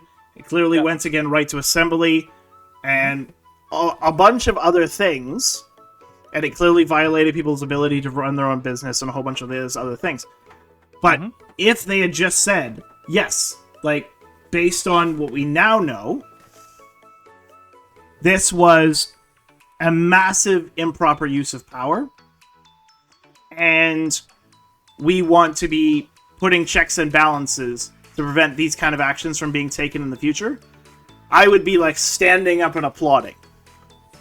But that's not what they're doing. All they're doing is saying, oh yes, like, politician. It's basically like the appeal to authority fallacy. That's what this trial is, and it's really, really messed up. Yeah. Like, the science is totally against them. Like, the Justice Center has proven time and time again that the science is against everything that they were claiming, but it doesn't matter. The only mistake here is like, oh, you just got the order wrong. It should have been the Chief Medical Officer claiming that the final decision. And it's like, okay, well, next time we have another crisis, with another, like, we'll just do it that way, and then it'll be totally legal, and then we'll be fine and all that. And they'll be elevated and encouraged to use more harsh tactics. Oh yeah, because they'll be like, oh, they weren't going against them. They weren't striking them down because they were clearly violative of personal human freedoms. They were only They were only going against them because of who issued them. So all we have to do is just direct everything to the CMOH, and we can get away with everything we damn well please. Oh, absolutely, yeah. But anyways, let's move on to the final news you may have missed. And we'll talk about the University of Lethbridge. So also Alberta news. U of L sued for caving to woke mob and cancelling events. So, of course, this is by Adam Suze, who's a good friend of ours. I was joined by the president of the JCCF, John Carpe, to discuss the basis for this legal challenge and the pivotal importance of maintaining academic integrity with our post-secondary learning institutions. Laws follow culture and culture, whether or not tends to follow academic trends. That's why it's so critical to fight against homogenized thought within universities and insist they serve as grounds for fruitful discussions and the free exchange of ideas instead of centers for indoctrination. So Rebel News joined former Mount Royal MRU professor Marco Navarro-Genet some time ago to discuss the woke infiltration of universities and the termination of professors. And of course, you can hear more about Frances Widowson, who of course used to work at MRU as well, and her termination in her own words in the interview they conducted with her by clicking here. So, Widowson, who lost her professorship at MRU by being an outspoken criticism of wokeism and looking objectively at Indigenous issues in Canada, which we've spoken up before, is not one to shy away from attempts at censorship. She is now joining Dr. Paul Vimitz, a U of L philosophy professor, as well as a student from U of L, as plaintiffs in a JCCF lawsuit over the cancellation of an event due to woke pressure. And of course, it's hilarious because the title of the event is called How Wokeism Threatens Academic Freedom. Which, of course, everything that they've done in canceling it amounts to censorship and goes a long way to proving the validity of the intended subject of the event. It's like, yeah. It's like, what do you want? Well, we want an event that says that wokeism and far left values are challenging freedom in institutions of higher academics. Yeah. Yeah, we're going to cancel that. Okay. Yep. And, like, you realize this validates everything we're saying because wokeism is literally silencing academic dissent? Mm-hmm. I think you mean validates. Oh, yes. Sorry. I'm wrong. Yeah. That's all good. Sometimes when I get excited, I mix words up. I get it. But by the way, I think this is just as insane and crazy as when RFK was brought for as a witness for an anti-censorship, and they censored him. Panel, and they censored him in the middle of the hearing. Yeah. And I was like, are you kidding me right now? Yeah. It's like, I move that we censor this person that we brought to testify on about freedom censorship. of speech and censorship. Yeah, it's like, but yeah, Veldrain, you had a really good point. Canadians, of course, us, we lament our sorry state in our country. We have the right to shut up, the right to ask for sweet release through death. If we're costing the government a lot of money because we're a disabled vet or a person who is very sick, they'll send you a pamphlet every so often asking, can you please pick death? They did not outright suggest to my aunt, who was in 2021 facing a fatal cancer diagnosis. They basically said, well, it would cost, in not as much words, they said it would cost too much money to properly treat you or to put you through chemo. And so what we're going to offer you is we are going to offer you a comfortable death. Mm-hmm. They didn't offer MAID. They're just like, oh, yes, like we can make your death comfortable. Yeah. And my aunt said no, and she went somewhere else. Put it over your face and make sure you have a comfortable death. Yes. A comfortable death. Very comfortable. Very snuggly death. All right. Keep going. For another minute. By the way, so to respond to Veldrain, my view on the what we learned from COVID and from the last 3 years is we learned pretty substantially, at least here in Canada, not in the States. I think the States was different, but in Canada we found out that the Charter of Rights and the protections that are in there are pretty much worth the paper. They're not even worth the paper that they're written on. We've basically realized that the Charter of Rights and Freedoms is entirely 100% arbitrary, and the government and the courts will always side with the government, and the government will always decide for themselves. Like, oh, I think that I think I can put you under the jackboot, and it's still. Oh man, Veldrain, I always love your comments. If it helps the pillowcases the Canadian flags, you're doing it for your country. For favorite, it's maple syrup scented. Yeah, so. Maple syrup scented as you swift blissfully into the sweet release of death. It's like, all right. So we're already at 1 hour and 32 minutes. We do have to move to our last two sections. So we're going to quickly do a shrewd check, which we haven't done a whole lot, but we have done more recently. We've done more recently, yeah. Yeah, so let's go for it. Alrighty. So this is a Shrewd Check responding to a video by former porn star Mia Khalifa on marriage. Porn star, of all people. So yeah, the video is only a minute, so we should be able to address it reasonably quickly. But yeah, let's hear her talk about her 3 failed marriages. Oh, we're comparing stats. Baby girl doesn't know that I am Tom Brady at this game. Married at 18, divorced at 21. Second marriage, married at 25, divorced at 28. Third engagement, engaged at 29, ended it at 30, but I kept the ring. I'm still keeping Tom Brady on his toes. We should not be afraid to leave these men. We are not stuck with these people. Marriage is not a sanctimonious thing. It is. Then what's the point? What's the like? Seriously, like I've actually advocated for this quite a bit because people are like, oh my gosh, like marriage is just a piece of paper, and I'm like, then have a civil union. Civil unions are easier. All you have to do is go to the court, and there's no pomp and circumstance. And I would advocate for the state controlling civil unions, and then the religious institutes controlling marriages, and you will see a significant difference in the dissolution of civil suits or civil. What am I saying? They're just tripping all civil over your unions. words. There will be a significant increase in the dissolution of civil unions and a significant decrease in divorces, because there will be a increased motivation to value marriage, because it will not be something that anyone can just jump into. Because part of the reason that people see marriage so trivially in our society, like this push that, oh, marriage is just a piece of paper. Oh, it's just something that you do for the tax status. This is, of course, something that our culture has pushed and has been more easily attainable since the 1970s with the access of birth control, with the access of, in Canada, of course, fully taxpayer-funded abortions. And in the United States, of course, you have fairly cheap abortion through the abortion pill, mifepristone and misoprostol. So with those, you have a flippancy towards sexual behavior. You have a callousness towards marriage because they see it as an antiquated solution for couples that want to have abundant sexual appetites, but they lack the commitment to follow through. And due to the ease of access of abortion and birth control, they don't have to have any follow through.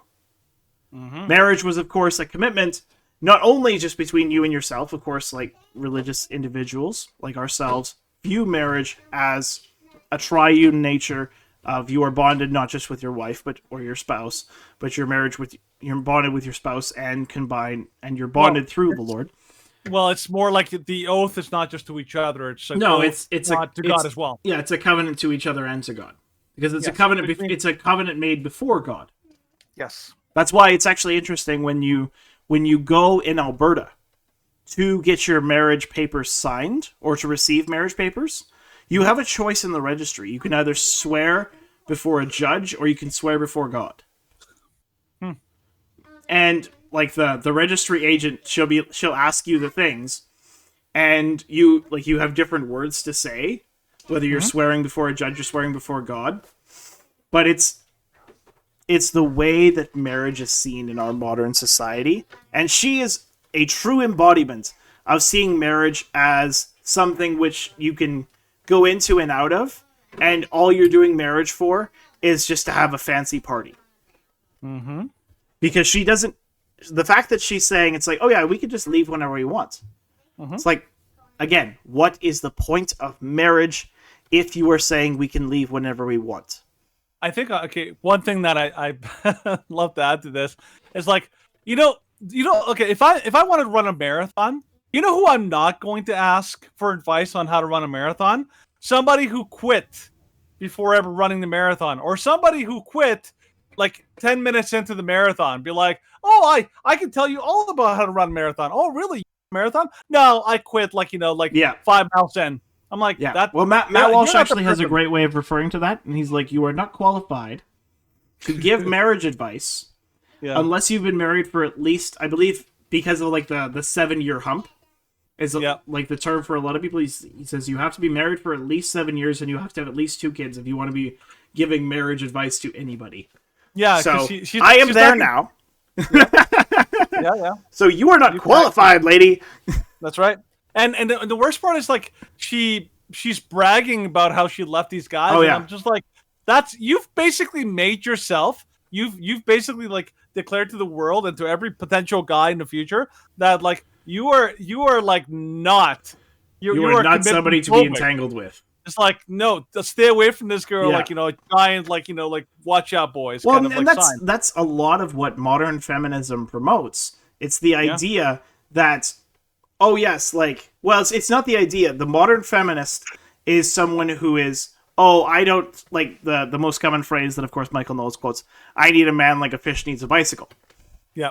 And it's like, okay, well, if that's how you view about men and the roles in society, then I don't need you either. Yeah. And that's like that shows a distinct movement, and we saw it on Tuesday with the movement of grade 12 boys. And I explained this to my coworkers. It's when society as a whole views you as the embodiment of human evil, then of course you're going to choose to reject that society. If you are, of course, sane in the mind, then you have crazy people that are like, oh yes, like I should take my wife's name because otherwise I'm embracing the patriarchy. And it's like, you have a wife? I doubt. And the funny thing is, like, like a lot of women are complaining that there's not a lot of good men out there. Well, part of the reason is because men are basically being turned off of marriage. Marriage is dangerous for men. It's incredibly dangerous because if you get divorced, you're gonna have to pay like custody payment, like you're gonna have to pay payments to her. You're gonna have to like do payments to any children, custody battles. Children. Yeah, you tend to lose custody battles. Yep. It's a losing proposition for men. Mm-hmm. Yeah, so no fault divorce has done terrible things for men. Yeah, and then you get women like this who feel that they are entitled to like leave whenever it stops being like enjoyable to them. Yeah. Well, this reminds me of a debate that I had on Twitter with this lady from Edmonton, and she had a dress and she was celebrating the fact that she had just filed for divorce. Oh yeah, and I'm like, yeah, no, like if you were abused, then there might be a case for divorce. And she's like, no, I wasn't abused. I just didn't want to anymore. And I'm like, oh, well then you are you're lazy quitter. Skank. That's what you are. And she's like, how dare you call me that? I'm not lazy. And I'm like, well, if you're leaving for no apparent reason other than the fact that you just weren't feeling it, then yes, I'm going to call you lazy because you were unwilling to work. It's like anybody who has been in marriage for a long period of time, and especially if you have children, which she did, I'm like, oh, you're just putting your children through immense amount of hardships for no reason. Other than the fact that you're selfish. Like, yes, it takes effort to make sure that a relationship works, whether it's dating or marriage. But of course, marriage has the long-term commitment, and you, of course, typically have other connections, like children. Like, Tori. That's right. Tori, come here. Come here. No. She's up, and I'm condemning her to go to bed, but she can be a part of the conversation for a moment. Victoria. Okay, first say hi to Danny and everybody watching. Hi. Yeah. Okay. You're very cute. Hey, Tori. Now, Tori. She's extraordinarily cute. Do mommy and daddy always get along? Yeah. No, we don't. We don't always get along. You don't have to lie just because you're on camera. You've been fact-checked by your child. We don't always get along. Mommy and daddy always try and get along because we don't like to argue in front of you. Would you like it if mommy and daddy argued in front of you? No. If we were yelling at each other, would that make you sad? Mm-hmm. Yeah.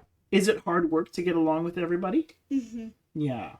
But mommy and daddy do it. Tori, look at daddy. Mommy and daddy try to get along and try to work together for your good, right? Okay. And we love you very much. Don't say okay. You know these things. Steven, can you ask her one question on my behalf? Okay, Danny wants to ask you a question. Tori, how does it feel being a prop? How do you feel being a prop for daddy?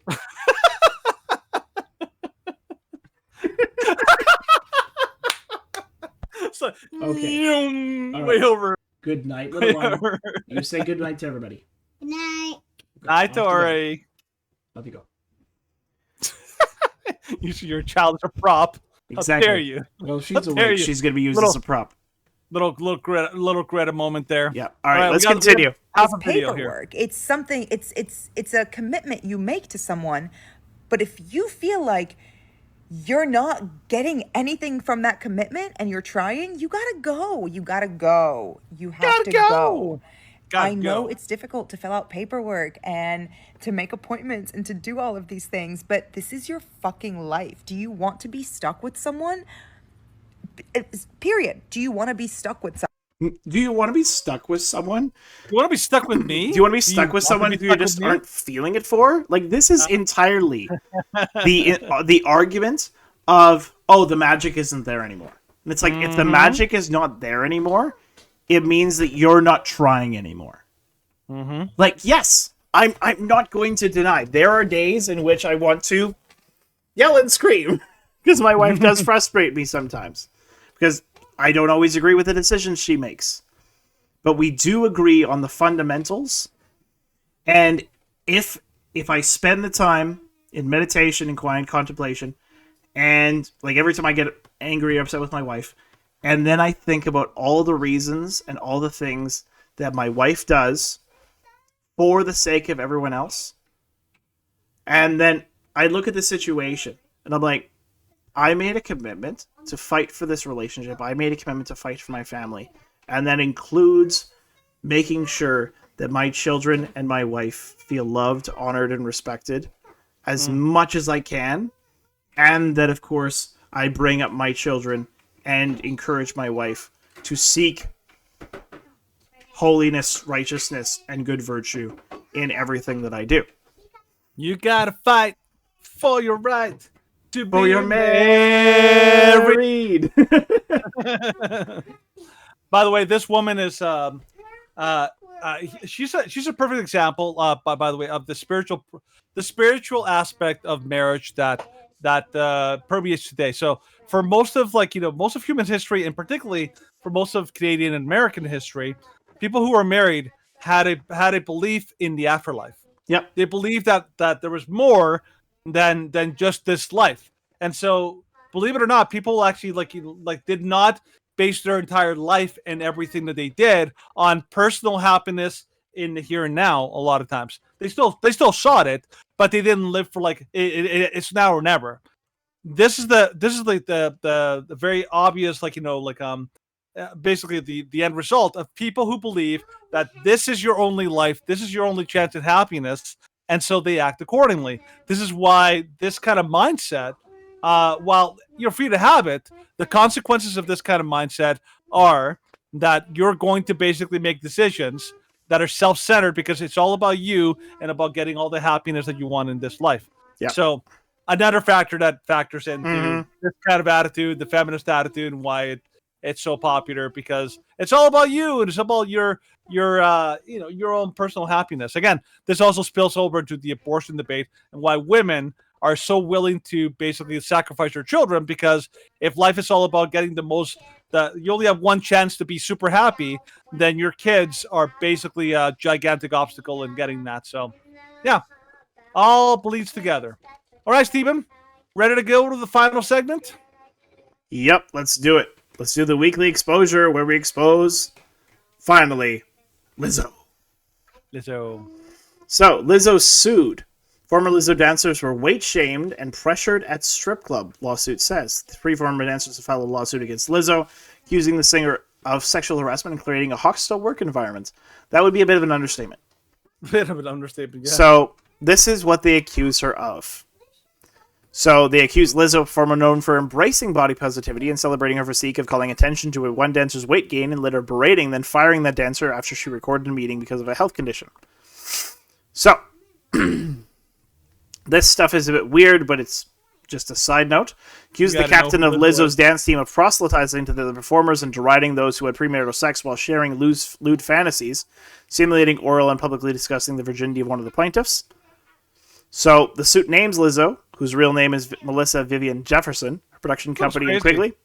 Yeah. So, the stunning nature of how Lizzo and her management team treated the performance seems to go against everything Lizzo stands for publicly, while privately she weight shames her dancers and demeans them in every way.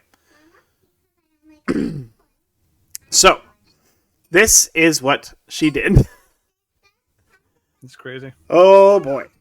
At the club, she allegedly began inviting cast members to take turns touching nude performers, catching dildos launched from the performers' vaginas, eating bananas protruding from the performers' vaginas. The suit says Lilith turned her attention to Miss Davis and began pressuring Miss Davis to touch the breasts of one of the nude women. Davis declined. According to the suit, Lizzo allegedly led a chant, goading her to do so. After Davis declined 3 more times, the chant grew louder and more strident, demanding and visibly encouraging Miss Davis to engage with the performer. When Davis eventually acquiesced and briefly touched the performer, the group burst into laughter. The suit says afterward, Lizzo allegedly pressed a member of the security team to get on stage and began yelling, "Take it off," according to the suit. They were aghast at how little regard Lizzo showed for the bodily autonomy of her employees and those around her, especially in the presence of many people whom she employed. A week later, she invited her dancers to a club so they would be able to learn something or be inspired by their performance, but Lizzo failed to mention when inviting the dancers to this performance that it was a nude cabaret bar. So, yeah, Jeez. this is... And then, of course, it goes into how she kind of harassed them in terms of pay, but I think that the point is made. The entire thing about mistreating and really just having disgusting situations with her dancers and with her performers and forcing and pushing them towards very inappropriate behavior is easily rising to the level of sexual harassment. And this should be, especially in that one lady's case, because of course we have talked about this several times. Lizzo calls herself the standard of beauty. Lizzo says, "Oh, I'm healthy just the way I am. I don't need to change." And then, of course, a dancer gains a bit of weight, and she calls them out for not being committed to the act, and says that they should really be watching themselves. And then when somebody pointed out that it was a health condition was responsible for part of the weight gain, then on camera they recorded Lizzo firing them, regardless of their health condition. So Lizzo is not a good person. No, I don't know why anyone would think that she was. Well, it's people are like mesmerized by celebrities. Yes. It's the star power. Like Taylor Oh yeah, Swift. Taylor Swift. Yeah. Was like Taylor Swift used to be kind of the Midwest country girl who everyone could like, not everyone appreciated her music, but everyone would be like, "Oh yeah, like there's nothing wrong with Taylor Swift. Like what she's doing is fine." And now, of course, Taylor Swift has done a dramatic turn. And now there are people who love Taylor Swift and those who hate Taylor Swift. Well, if you because of how she's pushed into the realm of politics. Well, if you look at like her private, like her public persona, is different than her private persona. Kind of like there's a lot of actors, like a lot of musicians like that. Like Katy Perry, I love her music. Like I think her music is catchy and enjoyable and all that. But she's a horrible person in real life. Like her American Idol, like scandals have been brutal. Oh, they've been awful. I cannot stand that woman.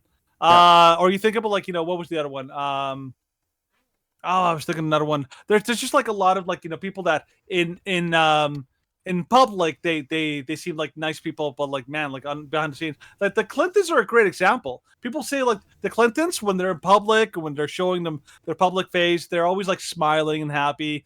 But people say like the Clintons are literally like horrible people, like behind the scenes. People say like they've had like stories of people in elevators and they're just tearing into each other and are super rude and like incredibly like harsh to people that work around them. Like that these are people who pretend to be like something in public but are not the same thing in private. And of course they have a lot of power and influence and a lot of powerful friends. And so people like this are often like are often pushed into silence because they're like oh you can't criticize like Lizzo, she's big and she's famous and who are you? She's beyond reproach. Yeah, exactly. So I'm not surprised, I'm not shocked. Oh no. But you find this stuff a lot in Hollywood, a lot of people, because you have to remember too, but one of the problems with Hollywood and popular culture and all that is that when you're in that world, you're basically told all the time that you're amazing, that you're wonderful, that you're the best, and that you got no wrongs. No, so you start believing your own hype, and then you basically lose touch of like the people around you. You start believing your own hype. So there's a reason why people in this this kind of like world. They believe that they're better and superior, and they don't have to answer to the lowly people because it's just a fact of being in the famous like place, right? And Yep. Lizzo's no different. Yeah, Lizzo is no different. She takes advantage of her fame and exploits those who are underneath her. But that is the weekly exposure, and yeah, there's nothing else that needs to be said. Nope. Let's finish off on the funnier on the story. Weekly highlight. Side. Yeah. Oh, I laughed so hard when I first saw this. It was great. So this is story. I just read out the story. 7-Eleven workers wallop California man who tried to steal trash can full of cigarettes. Whoop his ass. And that's exactly what happens. So let's watch in just glee and entertainment. Warning: distressing content. Well, because they have to put that. Stop treating people like children. Seriously, I know they have to, but like, stop treating people like they're children. So, yes, a man is throwing cigarettes into a trash can, which he's carting around. You have to remember, like, can you pause it for a sec? Can you pause it? Yeah, go.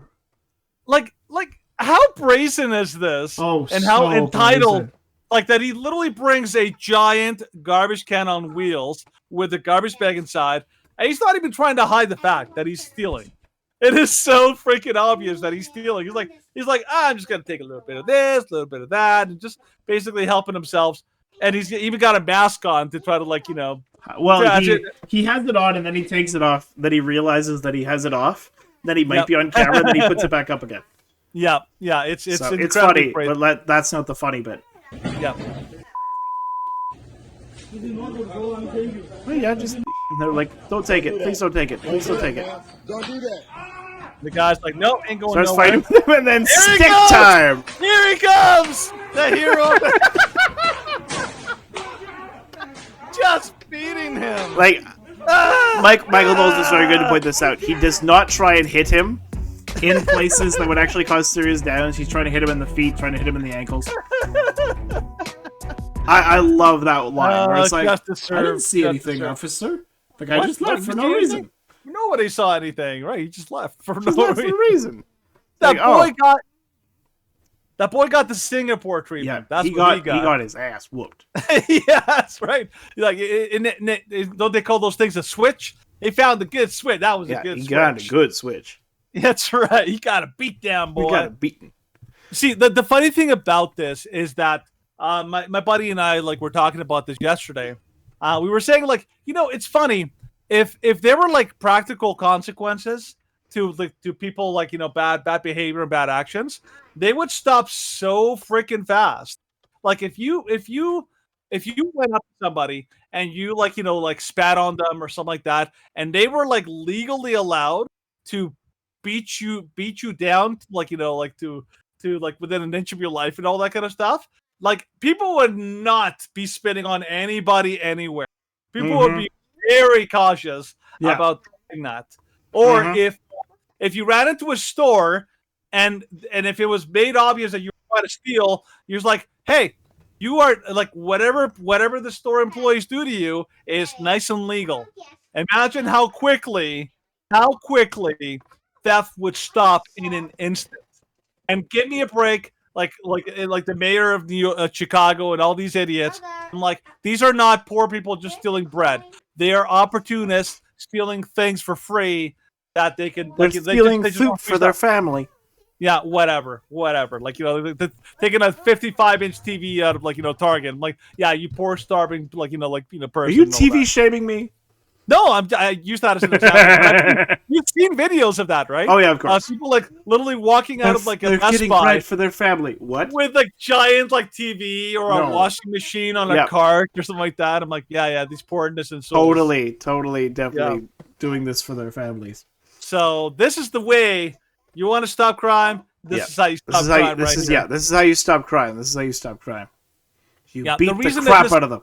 The reason this guy is going in there like that is because he knows, based on the way that the government, the way that everyone else kind of does things, he knows that everything's on his side. He knows he's basically he can rob under the de facto legalized stealing.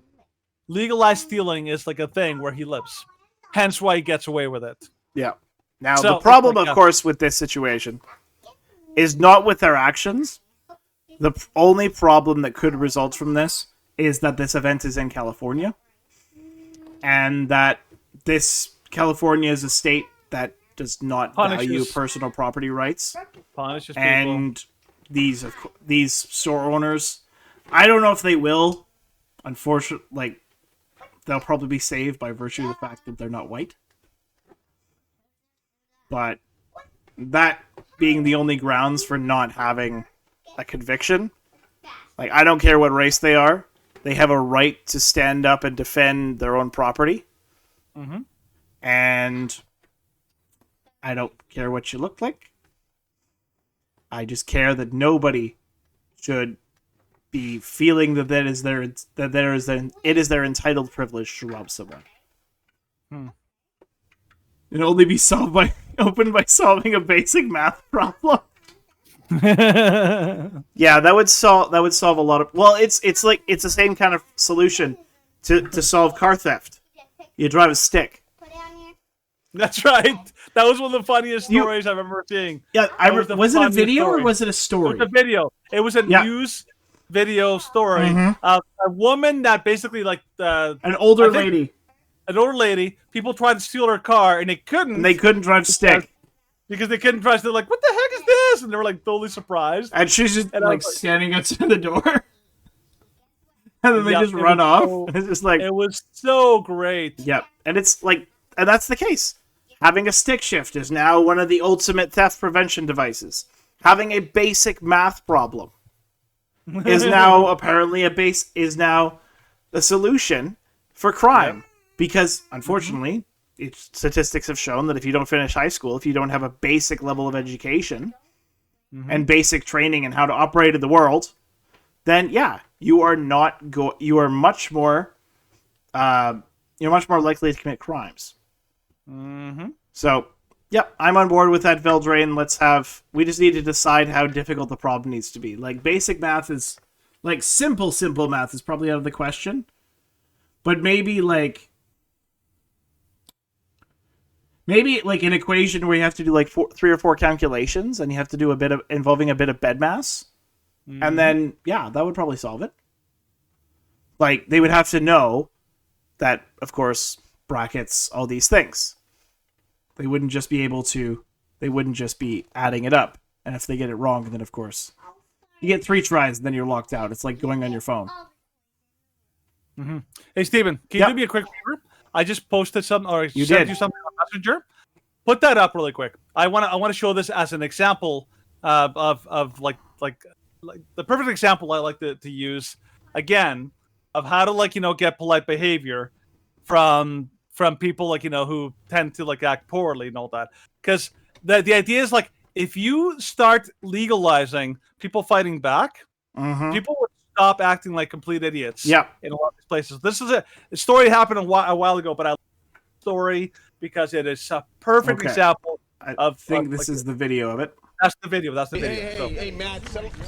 Oh, that was dumb. Hey. That was dumb. Hey. That was dumb. And he goes there. Broad daylight brawl in Manhattan Beach. Hey, off me. Just beat that crap out of this video. Get your girl off me. All sparked over an argument about masks. Silly. Ridiculous. Yeah, absurd. James Hernandez was recording and Matthew Roy was swinging. The 2 Manhattan Beach locals don't believe in wearing masks, and they were called out for it by a couple on Friday while they were eating burritos. You don't need to be wearing masks. No, we don't. We're locals here, but we're on the other side. We're on the other side of the fence. We don't believe in this stuff. Hernandez was wearing his body cam at the time because he says he has to as a Trump supporter. Because I wear a Trump hat, I've had a lot of confrontations, I guess. The first thing they said to us, put your mask on. And we're like, well, we're eating burritos. I hadn't even got to start eating the burrito yet before someone wanted to give me a mask lecture. Both men say neither of them were looking for conflict on this day, keeping their backs to the couple. I guess the guy really wanted to impress his girlfriend because I was pretty dismissive. I thought when I turned my back on him, they just move on. But he wanted to stand there and engage me. He says the woman stuck her middle finger in his face, and then things escalated. It's all right. What are you looking at me for? I didn't say to you. Oh no! Don't get. When they hit that coffee, I knew at that point it's over. Hey, man. Oh, that was dumb. That was dumb. Yep. And the girl tries to get in there. Yeah. She tries to protect her simp boyfriend. And then she decided The girl's to the one slam that's her coffee fighting. into my head. And that's when I decided to get up and beat up her boyfriend. You shouldn't have thrown the drink in the face. I hope that someone saw that, and I would do it 10 times over, mother. The bloodied man then calls police to report that he's been assaulted. He punched me in the face. I'm bleeding out of my mouth right now. Police responded but made no arrests. And despite the brawl, both men are standing firm in their decisions to not mask up. They really wanted to force us to put a mask on. They just thought we were. Yeah. Yep. Here's what I think. That guy, that idiot, learned really fast. Oh, he learned very quickly. You do not do that. You do not, like, that's assault. You throw something at somebody, like, like, I don't care if it's coffee. I don't care how like, oh, it's just coffee and all that. People, and the problem is that these women feel like they can get away with it. Again, they're exploiting the good nature of men, that men don't want to beat up women, generally. But, like, seriously, like, this woman, the way that she was behaving, I would be like, like, if it was me and she's literally going after me and striking me, I'd be like, can I see your hand for a second? Fling! Like, Fling! I would launch her. I would, like, she's tiny. She's tiny. I would literally grab her, swing her a couple times, and, like, just, like, launch her. Like, because, like, it like, at this point, these people are looking for it. Mm-hmm. They're looking for a fight, and I'm like, well, you want to fight? I'm going for it. Well, and so many people behavior. that we see in today's society, they do these actions because they know that no one in a position of authority will hold them accountable. Yes. Like, I'm reminded constantly of the events that happened in Portland. And then, what was it, like 100 days of rioting? Where they, like, attacked the courthouse almost every night. And then the mayor, instead of condemning it, instead of calling in the National Guard, he went out to go join them. And then, of course, he gets Trudeau, attacked. Of course. Oh, yeah, Trudeau joins and kneels with BLM. Mm-hmm. Trudeau joins and says, "Oh yes, it's a good idea to march in the Pride Parade where children during are exposed." COVID. Yeah, during COVID. Yeah, like all of these things are just virtue signaling, and they know that they'll never be held accountable. And thankfully, in some jurisdictions, they are. Mm-hmm. Like, I was surprised but proud, or at least pleased, that Calgary had at least charged one Antifa member with assault. Not on where she actually, like, committed assault against a minor, but where she assaulted a cop. Yeah. And then it was just like an additional charge, and it's like, okay, well, why don't you charge the other people? Well, because that was the only one. Like, they were super hands off when it came to, like, so hands off in Calgary, like when they were assaulting people from the Freedom Camp, from the from the rallies against drag queens and against a man going into a restroom and a change room when there are little children present. But like I said, if you suddenly have, like, thieves getting beat downs with canes in stores, or, like, men getting literally the crap beat out of them by, like, conservatives who are not willing to put up with their crap, they're definitely going to think twice about going robbing somebody. They're definitely going to think twice. That is the way you stop crime, not by rewarding the criminals, but by basically getting, like, a full-on beatdown. Beldrain actually has a very good point. I sometimes forget that they do this, where they put out pallets of bricks and refreshments to encourage this sort of behavior. And, like, I remember, and you see multiple times, you see video during the Freedom Convoy, they set out pallets of bricks to encourage it to make the Freedom Convoy look bad. Oh, actually, they also have to remember, these people are professional, like, professional criminals. Oh, yeah. Like, I remember hearing, I don't know if you heard this, Stephen, like, during the May 29th riots, which I think were 10 times worse than the January 6th. Much worse. When Trump was, like, forced into a bunker.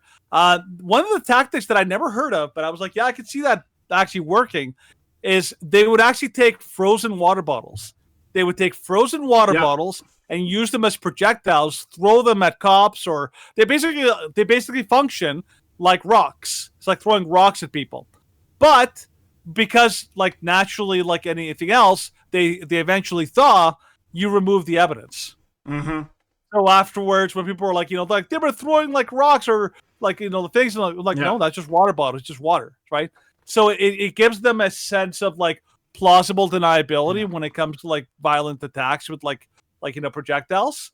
And we're like, oh, they're just throwing water bottles. It's like, frozen water bottles. Yeah, so they're clever. And they know how to like, get away with like, like legitimate crime and all that. So anyways, Yeah. this is the kind of stuff that I wish we would see more of, where like people were actually like allowed to defend themselves properly. Yeah. Criminal behavior would stop very quickly. Very quickly. Yep. So this is all the time we have for today. If you have been joining us on the live stream, such as Veldrain, and let's just scroll up and find some other people. Gats and Aranja only commented once or twice. Dirt Nap was interesting. Yeah, but they left very quickly. Dirt Nap is basically like we've had that a lot. We've had that a lot. We say this all the time. What a lot of these people do, like Dirt Nap, what they do is they come into the chat, they come into the show, and they get into the chat, and then they basically say like, prove it, show like source. This is like a political. Okay, so the way it works, this is a political commentary channel. We're not presenting. This is not a presentation. There are some very sophisticated. And this is not a debate. This is not an open debate with anybody who joins in the comments. No, this is basically a cult. This is a political commentary and opinion. Commentary and opinion, which is we're presenting things that we've encountered in the past and talking about them. We're not like doing like a heavy source driven thing. We're just at least commenting on things. Yeah. But we have sources, but the sources are based on what we're talking about precisely for the story of that day. Yes. So what we're going to do, like if you're talking about the issue, like if we're talking about that one specific issue, it's like, okay, that's the source which we're referring to for these claims. If we are talking about something that's happened in the past or another source that we're referencing to, this is something which we have used in the past. And then, of course, we say consistently, it's like, if you have these questions, if you want to know our sources, then sure, it's like, you can say, I disagree, I'd like to see a source on that. Then it'll be like, sure, send us an email, send us a message. We'll get back to you and we'll show you what source we're using for that line. But if you're continually saying, oh, you're just making it up, you're lying, you have no sources, you have no way to substantiate this, you're just inventing it all as you go, which is exactly what this person was doing, then all we're going to do is say, well, we've outlined how this is going to work, but right now, all you're doing is accusing us of libel. Yeah, and I think it's like the comment section is really good because people can ask questions or like bring up things that we didn't think of and all that, and that's great. That adds to the conversation. Yeah. It adds to the commentary. It adds to what we're doing, like the topics that we're doing. But what they're trying to do is they're trying to divert the entire conversation and go into a total side story. Yeah, that takes a lot of time. Well, and they're trying to hold the story in that one topic. Like what Veldrain is saying is very true. Like, yes, we try and have once a month, the last Thursday of every month, we have an open mic night. We openly invite anyone who disagrees with us, whether it's on the chat, whether it's on Twitter, whether it's on Kick, whether it's on Facebook or anything. If they disagree with us on the topic, we post our Discord in the chat. And we're like, hey, if you want to have an audio conversation, then we can sort of sidetrack and we can have that conversation. And we don't need to go over chat and you can have your voice heard. We do that, but the problem is whenever we do an open mic night, the open mic nights are basically they're ignored like the plague. And then whenever we do a night like this, where it's just some random Thursday, then it'll just become like this long, grandiose, drawn-out thing. When we bring up one person, it's like, okay, let's talk about it. That's right. But anyway, so we thank everyone who participated, even if they disagreed with us. It was still makes for an interesting show. Yeah, if we you want to find our funny clips today. Yes, we did. If you want to find our other content, you can check it out on YouTube, BitChute, and Rumble, of course. Our more censorious content, or our more safe content, is on YouTube, and the stuff which could get us banned on YouTube. And all of our content is on BitChute and Rumble. With that, you can check out our text platforms at theshrewddudes.com and also on Twitter, Gitter, and Facebook. I am very active on Twitter, so that's where you're going to find me for the most part, and I'm interacting with people of all walks of life constantly. I was showing my wife yesterday, there was a person on Twitter who was saying that if Trump won the Jack Smith indictment, like, if he won that trial, then he would be automatically instated as president. I'm like, what? I'm like, are you nuts? I'm like, I don't think I have to answer that question. It's true. Because I'm like, I don't get where you're getting that. There's no evidence for this. No way it's gonna happen. By the way, I have one major fact check to make on that whole statement, Steven. Yes. It's not Twitter. It's X. Oh, well, it's officially now. No, it's still Twitter.com. Yeah, but like if you go to Twitter.com, it's always like it changes everything. It's all of their symbolism is X. But we cannot officially call it X because they have not been granted. They have not won their case to win the rights to X.com. X's. So it's Twitter.com, but the platform is called X. Accept. So yes, I am widely prominent, or well, not prominent, but active on Twitter/X. Mr. X. So yes, I can imagine when debates are allowed. It looks like Ghislaine Maxwell's flat list. Yeah, sort of. By the way, I find it funny that like Twitter, like they changed the name X to everything except their video platform. And somebody was asking like, well, why is that? It's like X videos. Yep. It's like, oh, right, yep. Can't call it that. Yep, can't call it that for many reasons. For many reasons, but the one should be really obvious. Many husbands will have to explain to their wives, like, honey, you're spending we're gonna so get much a bill time on for X videos. I'm telling you right now, it is not for what you're thinking. Yep. This is for like Twitter content that's now called X. This is for public debate, I swear. I swear. It's like totally up. I'm not cheating on you. Exactly. All right. So, that being said, Danny, before we say goodbye to everybody, sign us up. Well, hey everyone, thank you so much for watching and listening. This long, feel free to give us a like or to share it with your friends and do all that kind of good stuff. And even if you didn't like, we thank you for listening this long. But we'll see you again on Tuesday for our regular scheduled live stream. We call Tuesday Newsday. And hope you guys have a wonderful long weekend. If you're in Canada, you're going to have a long weekend this weekend. I think in the States, I don't think they have a long weekend this weekend. But I don't know if they do. I don't think so. I think that American... I know they have some holiday in August, but I forget exactly... Nope. Yeah. I don't think no, they don't. They don't have an official holiday. Several shows have said that they're streaming on Monday, so I don't think they do. So, anyways, Canadians, enjoy your long weekend. We will see you on Tuesday, and have a wonderful weekend. We're and like we always like to say, we're the Shrewd Dudes, and the goal of our podcast is to always remind you, why be rude when you can be shrewd instead. Thank you so much for everything, guys. We'll see you again, and have yourself a wonderful night. Yep. All right. Have a good night, everybody. As always, God bless.